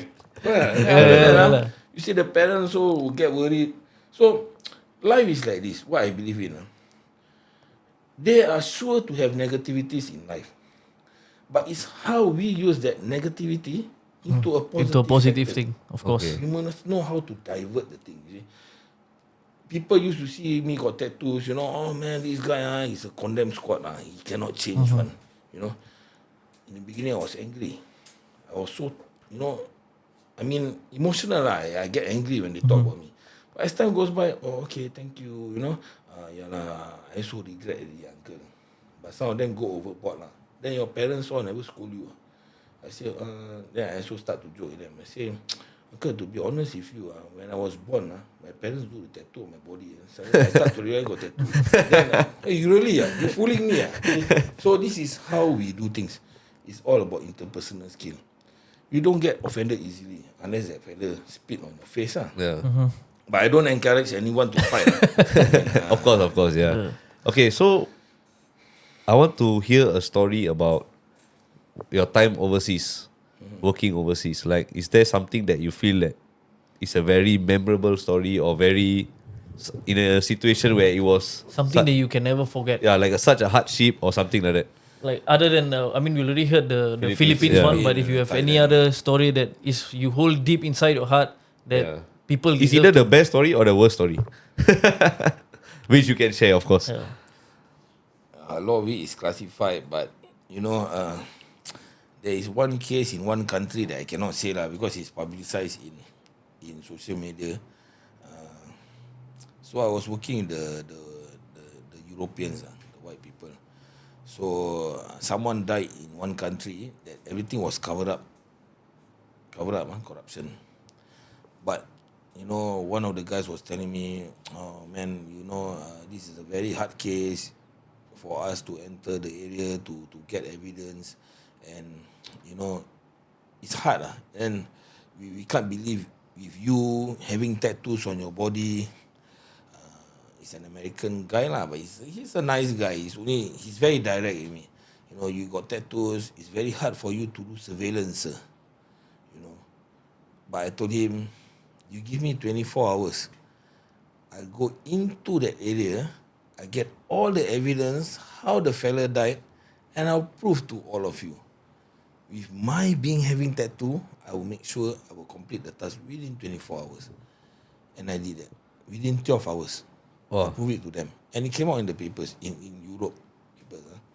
So, until now they remember, they say, if it weren't for you, we wouldn't get all the evidence. Because that guy, he died. They injected wrong medicine into him. So they got it covered up. They say that he was having an asthma, whereas that fellow was not having an asthma at all. He was killed in the wrong way. But this is not in Singapore or Southeast Asia. It's Okay. a totally different place. That is one of the incidents that I do. Another one was, we protect and we extract.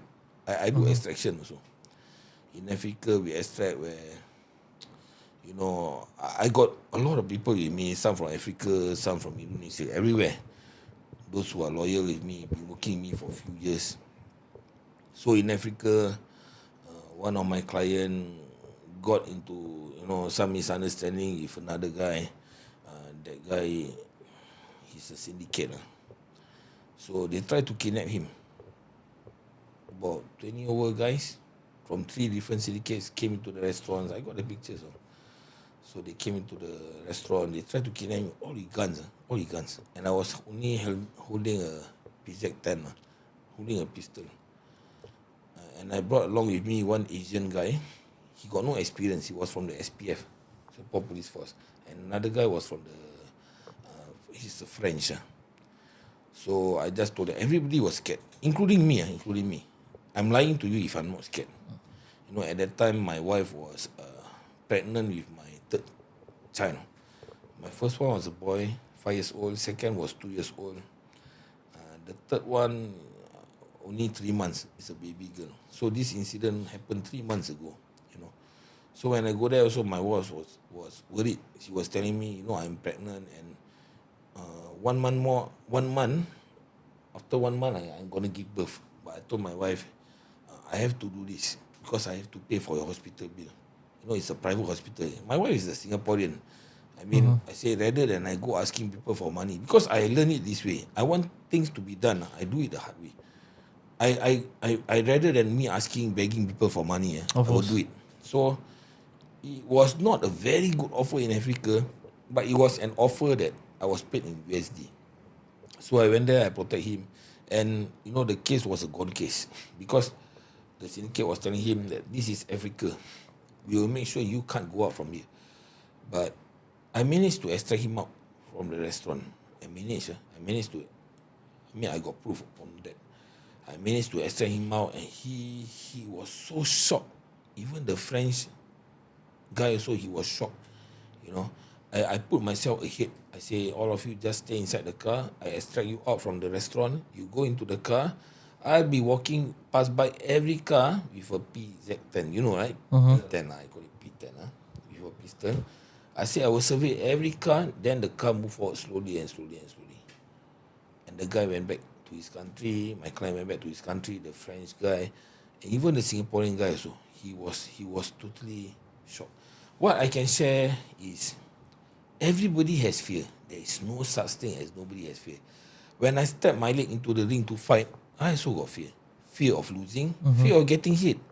If nobody got no fear of getting hit, he just let the fella punch his face. So in Africa, I was also scared. But that love for my family, for my wife, for my kid, unborn kid, the last one was a baby girl. I was hoping for a girl, a boy and girl. So I was hoping for it, and I was thinking that very hard. You see, okay, I share with you. I was made the representative and director for UCP in Southeast Asia. Aside from that, I'm also doing event security. I've been in this security industry for 20 years. And I'm also driving a private hire by my own car. Okay, I'm driving an Alphard and also a Mercedes. So it's nothing great. It's only the name. For me, it's only name only. Everything is the same. It's just material. So when I don't go on assignments, I will do events. But events is not every time have one. But now a lot of people start to engage me because they saw my profile, my experience, words of mouth. Then after that, aside from that, I do private hire. I just drive around. I'm driving an Alphard, I'm driving a Mercedes, and sometimes I just open normal private hire.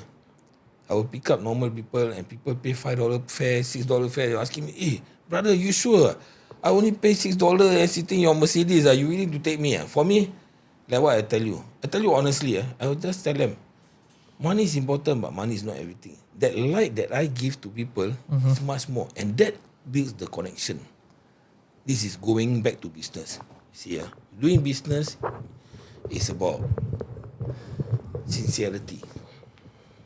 It's about loyalty for me. When we do things sincerely in business relationship, people will trust us. Then will come the word loyalty. We can't force people to be loyal with us in one single second. I can throw money 20,000 on the table now, but not everybody will be loyal to me. If one day I drop down, I got no money. So I built that connection. Until now, I get these people, you remember, last time I sit with inside your car, $5.80 fare, not even $6, you still fetch me in your Mercedes.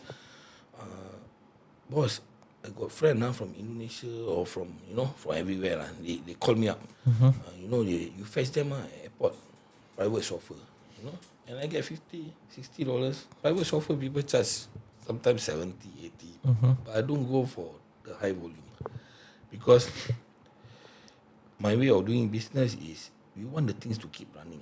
Of course. Because I got guys, I got men following me. And if I quote people too high, too expensive, my guys won't work. Correct.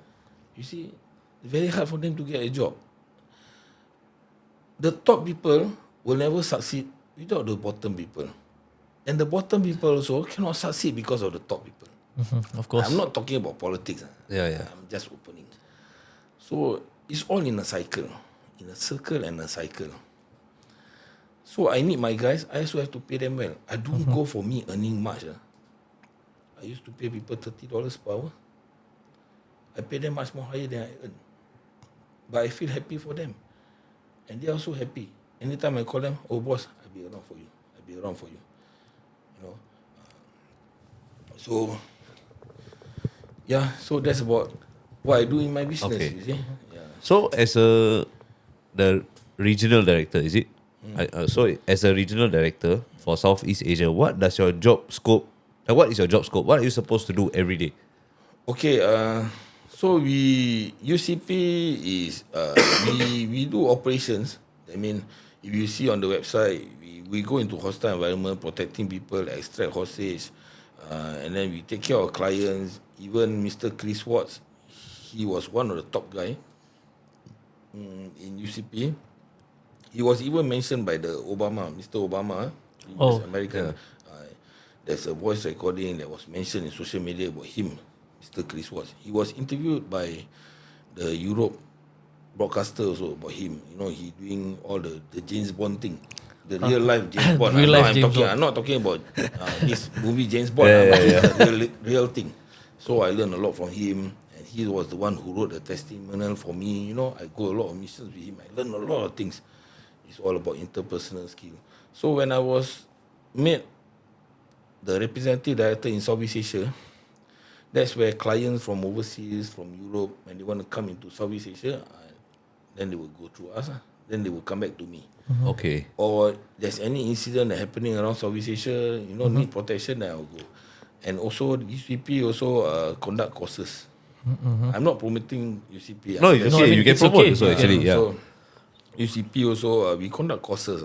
Our courses is like Singapore locally is PLRD, but out of Singapore, you know, we need this international like HECPO.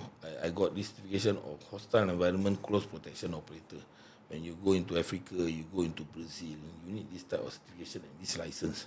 You just can't be a normal security guard or you know. Okay. Of course. So how much is the cost? Okay, it's stated online. Okay, but some estimate- can goes until about 3,500 USD, you know, 2,000 USD. Okay. Different, varies differently lah.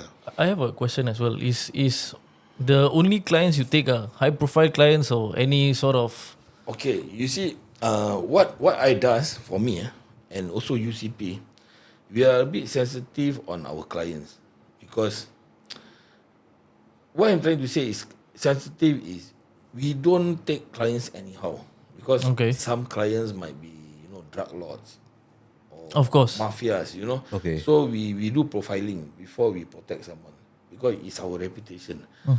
UCP has been around for 20 over years. Okay. And then I also can't spoil my reputation, right? But for local people, normal people, sometimes I get engaged by just people saying, oh, I want to go to Genting, you can tumpang auntie, 6 people auntie, and then you take care, people don't snatch my bag. I also, okay, auntie. You charge me bodyguard? No need, auntie. Close eye only, I tumpang you, drive my Alphard. You just give me the transport fee, can already. Okay. But I take care of them because it's already in my blood. I do the job is because I love it. I like to protect people. Of what happened to me in the past, okay, for me, I tell you very honestly. What happened to me in the past, this is for the younger generation, for everybody who knows me, they know me. What bad things happened to me in the past, why I'm doing this is because I don't want that bad thing that happened to me to happen to the newer generation or those around me. Or those who doesn't know me, but only heard about me, I don't want it to happen to them. Sometimes people tell me, boss, I feel I'm so fed up, I just want to hit this fella die. Can lah, then after you go inside like me. I go to schools, I talk about them how bad it is underground prison, what I've gone through. And when they hear the true story, then they understand, so before they hit someone, they will think twice. Okay. So back to UCP. I don't know if you can share this, but if let's say you all do a profiling of the client, what is the range that you all charge the client? Oh, it depends. It depends on where our clients want to go. Okay. See, if they go to Africa, Brazil, Israel, Ukraine, these are the places that you see. it's very hot spot. And of course, it will be higher lah. What is a rough amount? Okay. Do you set the amount? Sorry, do you set the amount or does? It's UCP because Okay. I'm not director of the UCP thing. Okay. So I'm only in charge in Southeast Asia. So if the clients come directly to me, it'll be my price lah. Okay. If they come from UCP, it'll be UCP price. But for me is, I think I will charge below the rate. I tell you the truth. Okay. But it's only that I think is it's not advisable to share because some companies will say, oh, Abi, of course. you do until this market Okay, range. Give us a range. Instead of the actual price, give us a range. From the most expensive to the most cheapest. So people don't know your price. Why don't we make one example like Okay, one day I put it this way. I capture what I say. It could be from 200 USD per day to about 1,000 USD per day. Okay, per person. And what if it's like for example day, it's per day. it's a overseas thing? Then the client has to I assume they will pay your flight and everything as Yeah, well, of course. Everything will be accumulated for the flight, everything. So for me is when I get clients, what I do is I try to cut costs for my clients. I got quite a number of clients who've been with me for quite some time, from the father to the son, And many people, like what I say, a lot of my clients ask me, you don't worry people want to cut throat or want to cut your diamond. I say I don't care. Because at the end of the day, sir, you can see what I give you, nobody gives you. When you tell me you're going to Malaysia, instead of 2 men, I provide you 4 men with a vehicle, and I don't earn much. I give my guys earn. Because you see, what I do is, all of my clients, I try to cut costs for them.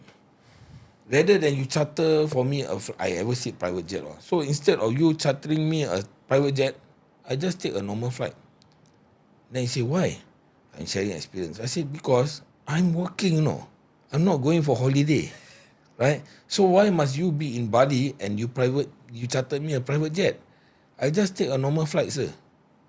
But do you at least ask for maybe business class or first class? I tell you honestly, for you different. For me, I tell you the truth. I go to Africa, I take a normal economic flight. I brought the Singaporean guy. Even with the long transit. Oh man, 17 hours. 17 hours. 17 hours. I think 17 I hours. better go to the hostile environment that I see in the I tell you, terrible. It's terrible. But the thing was, How do you tahan just 17 hours sit on one spot? we got different drop off. That means from drop-off. Singapore we fly Layover. to Layover. Dubai, and then Dubai. Then after that we fly to Joburg. From Joburg, then we go to Namibia. It was very very tiring. What's the furthest country that you have ever been? Like maybe Africa, so far Africa. South America? South America, that was long time ago. But that one we took different flight. I mean, for example, we land in one area, then after from one area we sleep there for one day. Then One day. But this one is continuously when I go to Africa. Okay. So, let's say there is someone watching right now that wants to work like to what you're saying in UCP or something like that. What are some of the certifications? Yeah. So what do they need to work? Okay, so I received a few calls from people also, seeing me online, Some of them were telling me, I'm not discriminating anyone. Some of them called me up early in the morning, 2:30 a.m. Sir, I saw your profile through the Google, and I'm interested to join you. I want to go for training, I want to become like you. But if I go to America, I know the girl there, I got contract 1 year, then how I get married to the girl? I must pay anything. I said, bro, I received this type of call. Okay. I never even call him also. I say, bro, it's 2:30 a.m. You asking him about getting married. I don't get involved in getting married, but if you want to go for the course, I can send you. But work-wise, it depends on how you perform during your Training, performance, Your performance. your training. Because we got sniper course, we got defensive driving, we got a lot DDM. You see my achievement DDM all. Cross quarter combat is just a normal basic. So, you have to go through this training. You have to prove yourself. After proving yourself, the person, then after that, they have to undergo some sort like a mental clearance. Make sure the fella is not, something wrong in the brain. And then it's how they talk to people, interpersonal skill. It's how we control our temper, our anger. Anger management is very important. Some people are asking me, boss, that mean like that, you usually shoot a lot of people already. I say, if a bodyguard shoot someone, it's a failure. For me, it's a failure. That mean the person's interpersonal skill is not well enough. by talking, I've been to Africa, you know.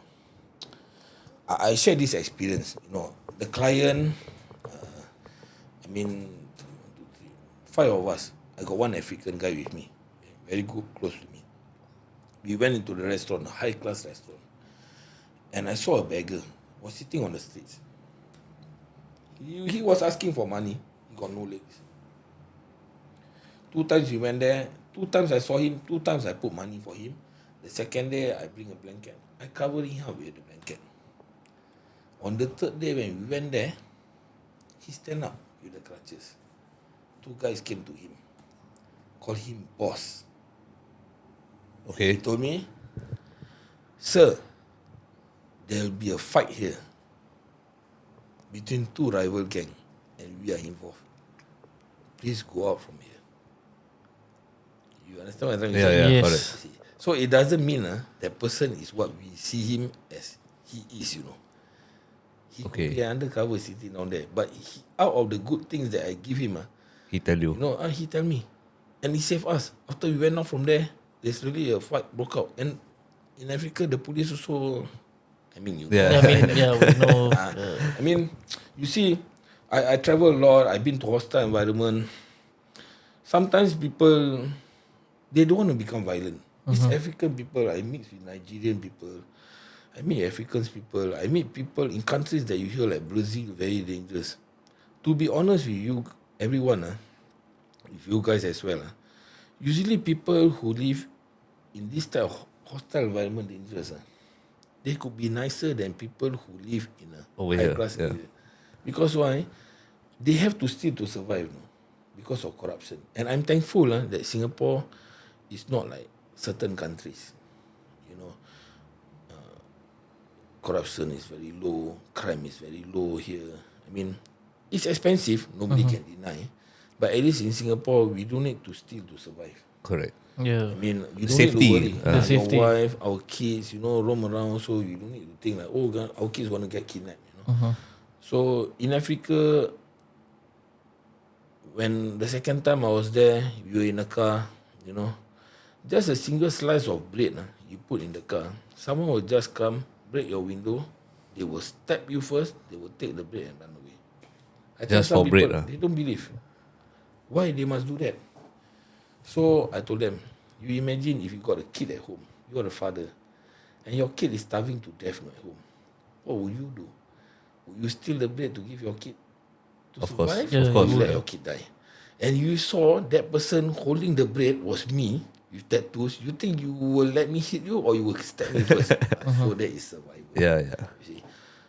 So that is what, when I travel overseas, you know, sometimes in Singapore, some people are a bit pushy. You know, especially you driving. Yeah, yeah. Driving, they like to jam brake in front you, point middle finger. You know, I was angry. Yeah, But yeah, of course. I said, you want to talk outside come on. Then when he saw me, oh sorry uncle, I never point middle finger. I was waving at you. I said, just now you so clear, no, your finger. Oh no uncle, sorry, because maybe he saw the tattoo. Yeah, yeah. He called me uncle. Then I saw the passenger behind. Why you never scold him? Auntie, never mind. He said sorry, really, never mind. I mean, you know, sometimes people Yeah. like that. But I don't like people bully. You know, sometimes you get agitated. But once you got kid, you got family, you got responsibility. I just effort with it. Yeah. Okay, so back to someone who wants to work with you. Do you pay for the course or do they pay for the course themselves, or like how does it work? Okay, we put it this way. On the website, the cost it goes for about £5,000. Okay. Okay. Okay, £5,000 or £6,000 or £3,000 or £2,000, depending on the days. You know, they carrying carbine, what courses they go through. But those Singaporeans that go with me, I tell you honestly, I give them pay to the HQ in USD, which is much more cheaper.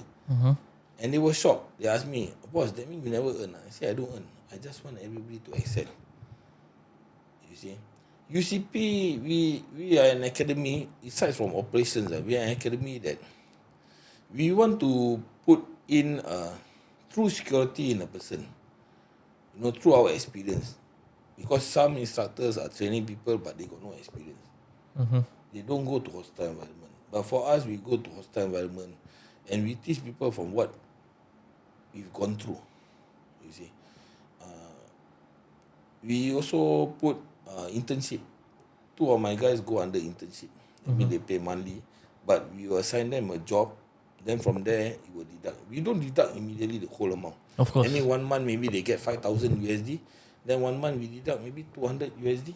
Okay. Okay, so they get to also get some benefit Can out of survive it. also lah, but they cannot be choosy lah. If we send them to Malaysia or Indonesia, they cannot say, oh cannot lah, the place eat nasi lemak. I don't like eat nasi lemak. People like that. You know? What are some like for example, if you go into a hostile environment, what are some of the interpersonal skills or some of the skills you should have, like when you, like for example, when you were dealing with a syndicate, for example, like how to talk to them, like what ways to approach the situation, how to de-escalate the situation. Okay, you see, talking back to experience, when I went to one hostile environment, one of my dealers was dealing in diamonds. So I would ask my client, which is the location, who are you meeting with? So what I do is, at least 4 to 5 hours before the meeting was set up, I will send my intel unit. It's basically known as SAP, Security Advanced Party, or my surveillance, or I myself will go. So we go, survey everything, see the camera where are the exit point, where are the entry points, and then after that, I will put maybe two guys to become stand up. That means stand up, they'll be standing around one corner to keep a lookout. Any cars in and out, you know. And then about interpersonal skill, when my clients talk to another person, the opposite party, none of us will get involved, you know. And my style of doing things is, you know, some it does in a way like, you know, I'm guarding you, so we go into the club, the whole entourage, 20 people will go into the restaurant. So what I tell my guys is, we don't do this type of thing, because people are making business, you see. We don't want because of us, then people cannot bring in business. Because the whole entourage, 20 people go into the restaurant, that means they cannot accept other customers. And instead of people liking our client and liking me, people will dislike us. Okay. You know, so I just engage. This is all called people management, time management. You know, so I will just engage about maybe 2 guys, but I will put people hide out. Sitting everywhere, sitting normally, drinking water, drinking coffee. Interpersonal skill is switching, or I call it changing. I mean, we put it in the club. One guy come forward, you know, he's very aggressive. I talk to him. Then after that, he maybe something in my face that he doesn't like, you know, trigger him off. So what I tell my another partner is, he will come, he will tap me, and I will move backward, and you will talk. This is called switching or changing. So when he come forward, he talk to that guy, he might cool down. Then you have to know how to talk to him, or I must know how to talk to him. Oh sir, you know, we are just doing business here. I know you are not having a good day. Because in London, it's totally different from Singapore. Why do you say that? I mean, the people there are, you see how the England footballers. The footballers, the fans. I mean, I've been there. You know, in Singapore, people doing bodyguard here, they can just like, oh, excuse me, can move away. Can push people, but not in London. You push someone, they will take it as a challenge. They will break your hand. Because you are challenging me. You are provoking me. And I'm not walking in your way. Why must you push me? Okay. I'm not discriminating any. Yeah, of course. I mean, this is my experience. And you know, on an assignment, a person I seen some agency, they saw pregnant woman, they saw woman also. Excuse, cannot, no such thing. Pregnant woman, you cannot push away kids. So the person, for example, this is the client. Okay, another guy was walking in front of him. So the person in front plays a very important role. He have to divert where I want to move. What I does is I always keep close to the wall. I mean, for example, we are walking here. This is near to the wall, so we will stick near to the wall. So there is no intersection. That means two people won't pass through us here. Okay. So you will minimize the danger. You see, if I walk to the side of the wall, that means my right side is the wall. The left side, people walk here, I can be alert. I can cover my client instead of two hands. Because you are not Superman, you see. Interpersonal skill is very important. How you talk, you lower your volume, and never eye contact. Never eye contact. Never eye contact. You know, some people, you know, especially especially just tell me, you know, already. You know, you are brought up. Why you not happy? You stare at me, you know. So, but in Europe or in like Western country, they like to look to you in the eye or something like that, right? I just look down, you know. I say, okay, I'm sorry. Okay, this is my experience. I don't like to look people in the eye and confronting or confrontation or whatever issue. Because why? I like to look people in the tummy. Because when you look someone in the eye, this is back to Muay Thai and unarmed combat. When you look a person in the eye, you can saw his shoulders moving. This is real life inside the ring, Okay. The fight. But you can't see his leg moving. See? But if you look in the tummy, this part, around this portion, when the hands move, you can see. When the leg move, also you can see. And another thing, psychologically, if the person got a lot of tattoos on his face look like, you know, Beauty and the Beast or what, very scary. It will, you know, bring down your confidence level. He's so bloody scary, man. So instead of you can talk to him, you start to stammer. And that little tiny of stammer, you scared, people will start to take control of ourselves. So you remain calm, interpersonal skill, you remain calm. You talk nicely, you know. You try to go into their mindset. Oh sir, I've seen you before, you know. Must drama a bit. I've seen you before, you know. You seems like a nice guy. I mean, you know, my partner, he's a bit aggressive, I understand. But never discriminate our own team. Never bring down our own team. Of course. You know, I mean, he's a bit aggressive, but I hope you can give me some face. So, no, rather than you coming and pushing them, oh man, you should get out from here. Because when he does that, he might go off. But the next day, he will come in a bigger group. Okay. You know, So there is also a risk that you must think of, lah. risk management. Okay.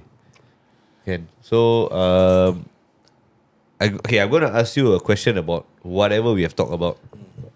Can you give me 3 words, right, about your whole life that you feel is very meaningful to you, or describes you, whichever? 3 things in my life. 3 words. 3 words. Yeah. I mean, always treasure life. That is what I can say. You know, I mean, we live only life one time. I mean, some people believe in reincarnation. Even though if we reincarnate, but this life that we are going through, we should make full use of it. I mean, what we can do the best for others, we do. I mean, yeah. There are a lot of things experience, you know, but I also don't want to pull up you guys too much. No, lah. No. Okay. And So is there anything else? yeah, like for people that, for example, maybe they're being charged or facing any possible prison sentence, and some of them that sometimes think that they want to give up on their life or they don't want to keep moving forward. What are some things you can say to inspire them to turn their life around and maybe to give them the confidence to push forward? What I can say is, always believe that things happen in life for a reason. And, you know, everyone, including me, we have our ego. Ego is the one that brings us to fall, you see. When we bring down our ego, we bring ourselves down, then, you know, we will look things in another way. Just by saying simple sorry, or accepting for what we've done. You know, like I told you, I went in for murder case. In the beginning, I can't accept it. Right? I start to kick the door. I start to do things that others don't do. But when I do that, the only one who faces the music is me. They won't allow me to go for visit. You know, and there's a high possibility if I was sentenced also, my charges will go higher. You see. So what I can motivate or say, give words to those who've been in my area or who face difficulties in life is never give up. Never give up in life, and always knows that there are still people around us that still cares for us. I mean, there's never ending in this life. Never feel that it's a dead end for us. Some people, when they come out from prison, they try to find job like me. You see, I'm talking based on experience. They feel like I cannot find job, so it's better that I just go back my old ways. I do bad things so I can get money. This is the only way to survive. But for how long? Till when we want to look behind, And if we know a girl or we got our parents to take care of, then we can't put these people into our problem. You see, when we got into a death sentence or we got into trouble, the one who suffers the most is not us.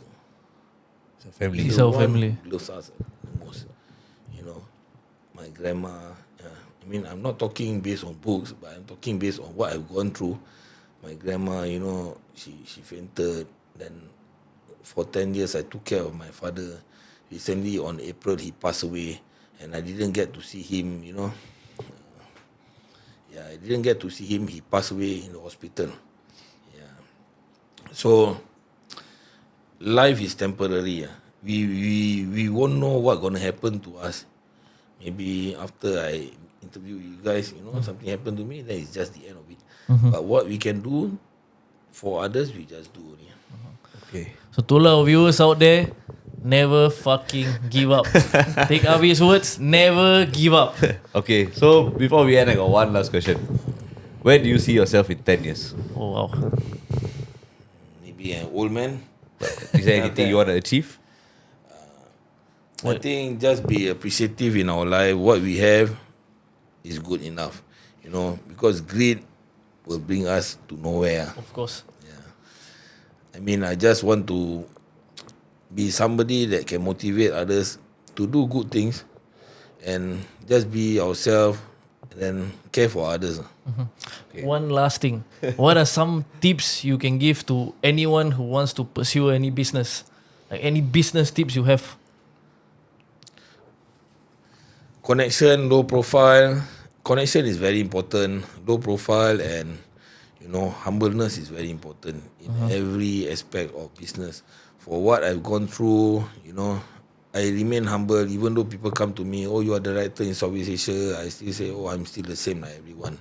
Of course. And always do our very best to provide better service that is unexpected. I mean, for example, I'm telling you that sometimes I do private hire. At times I do private hire.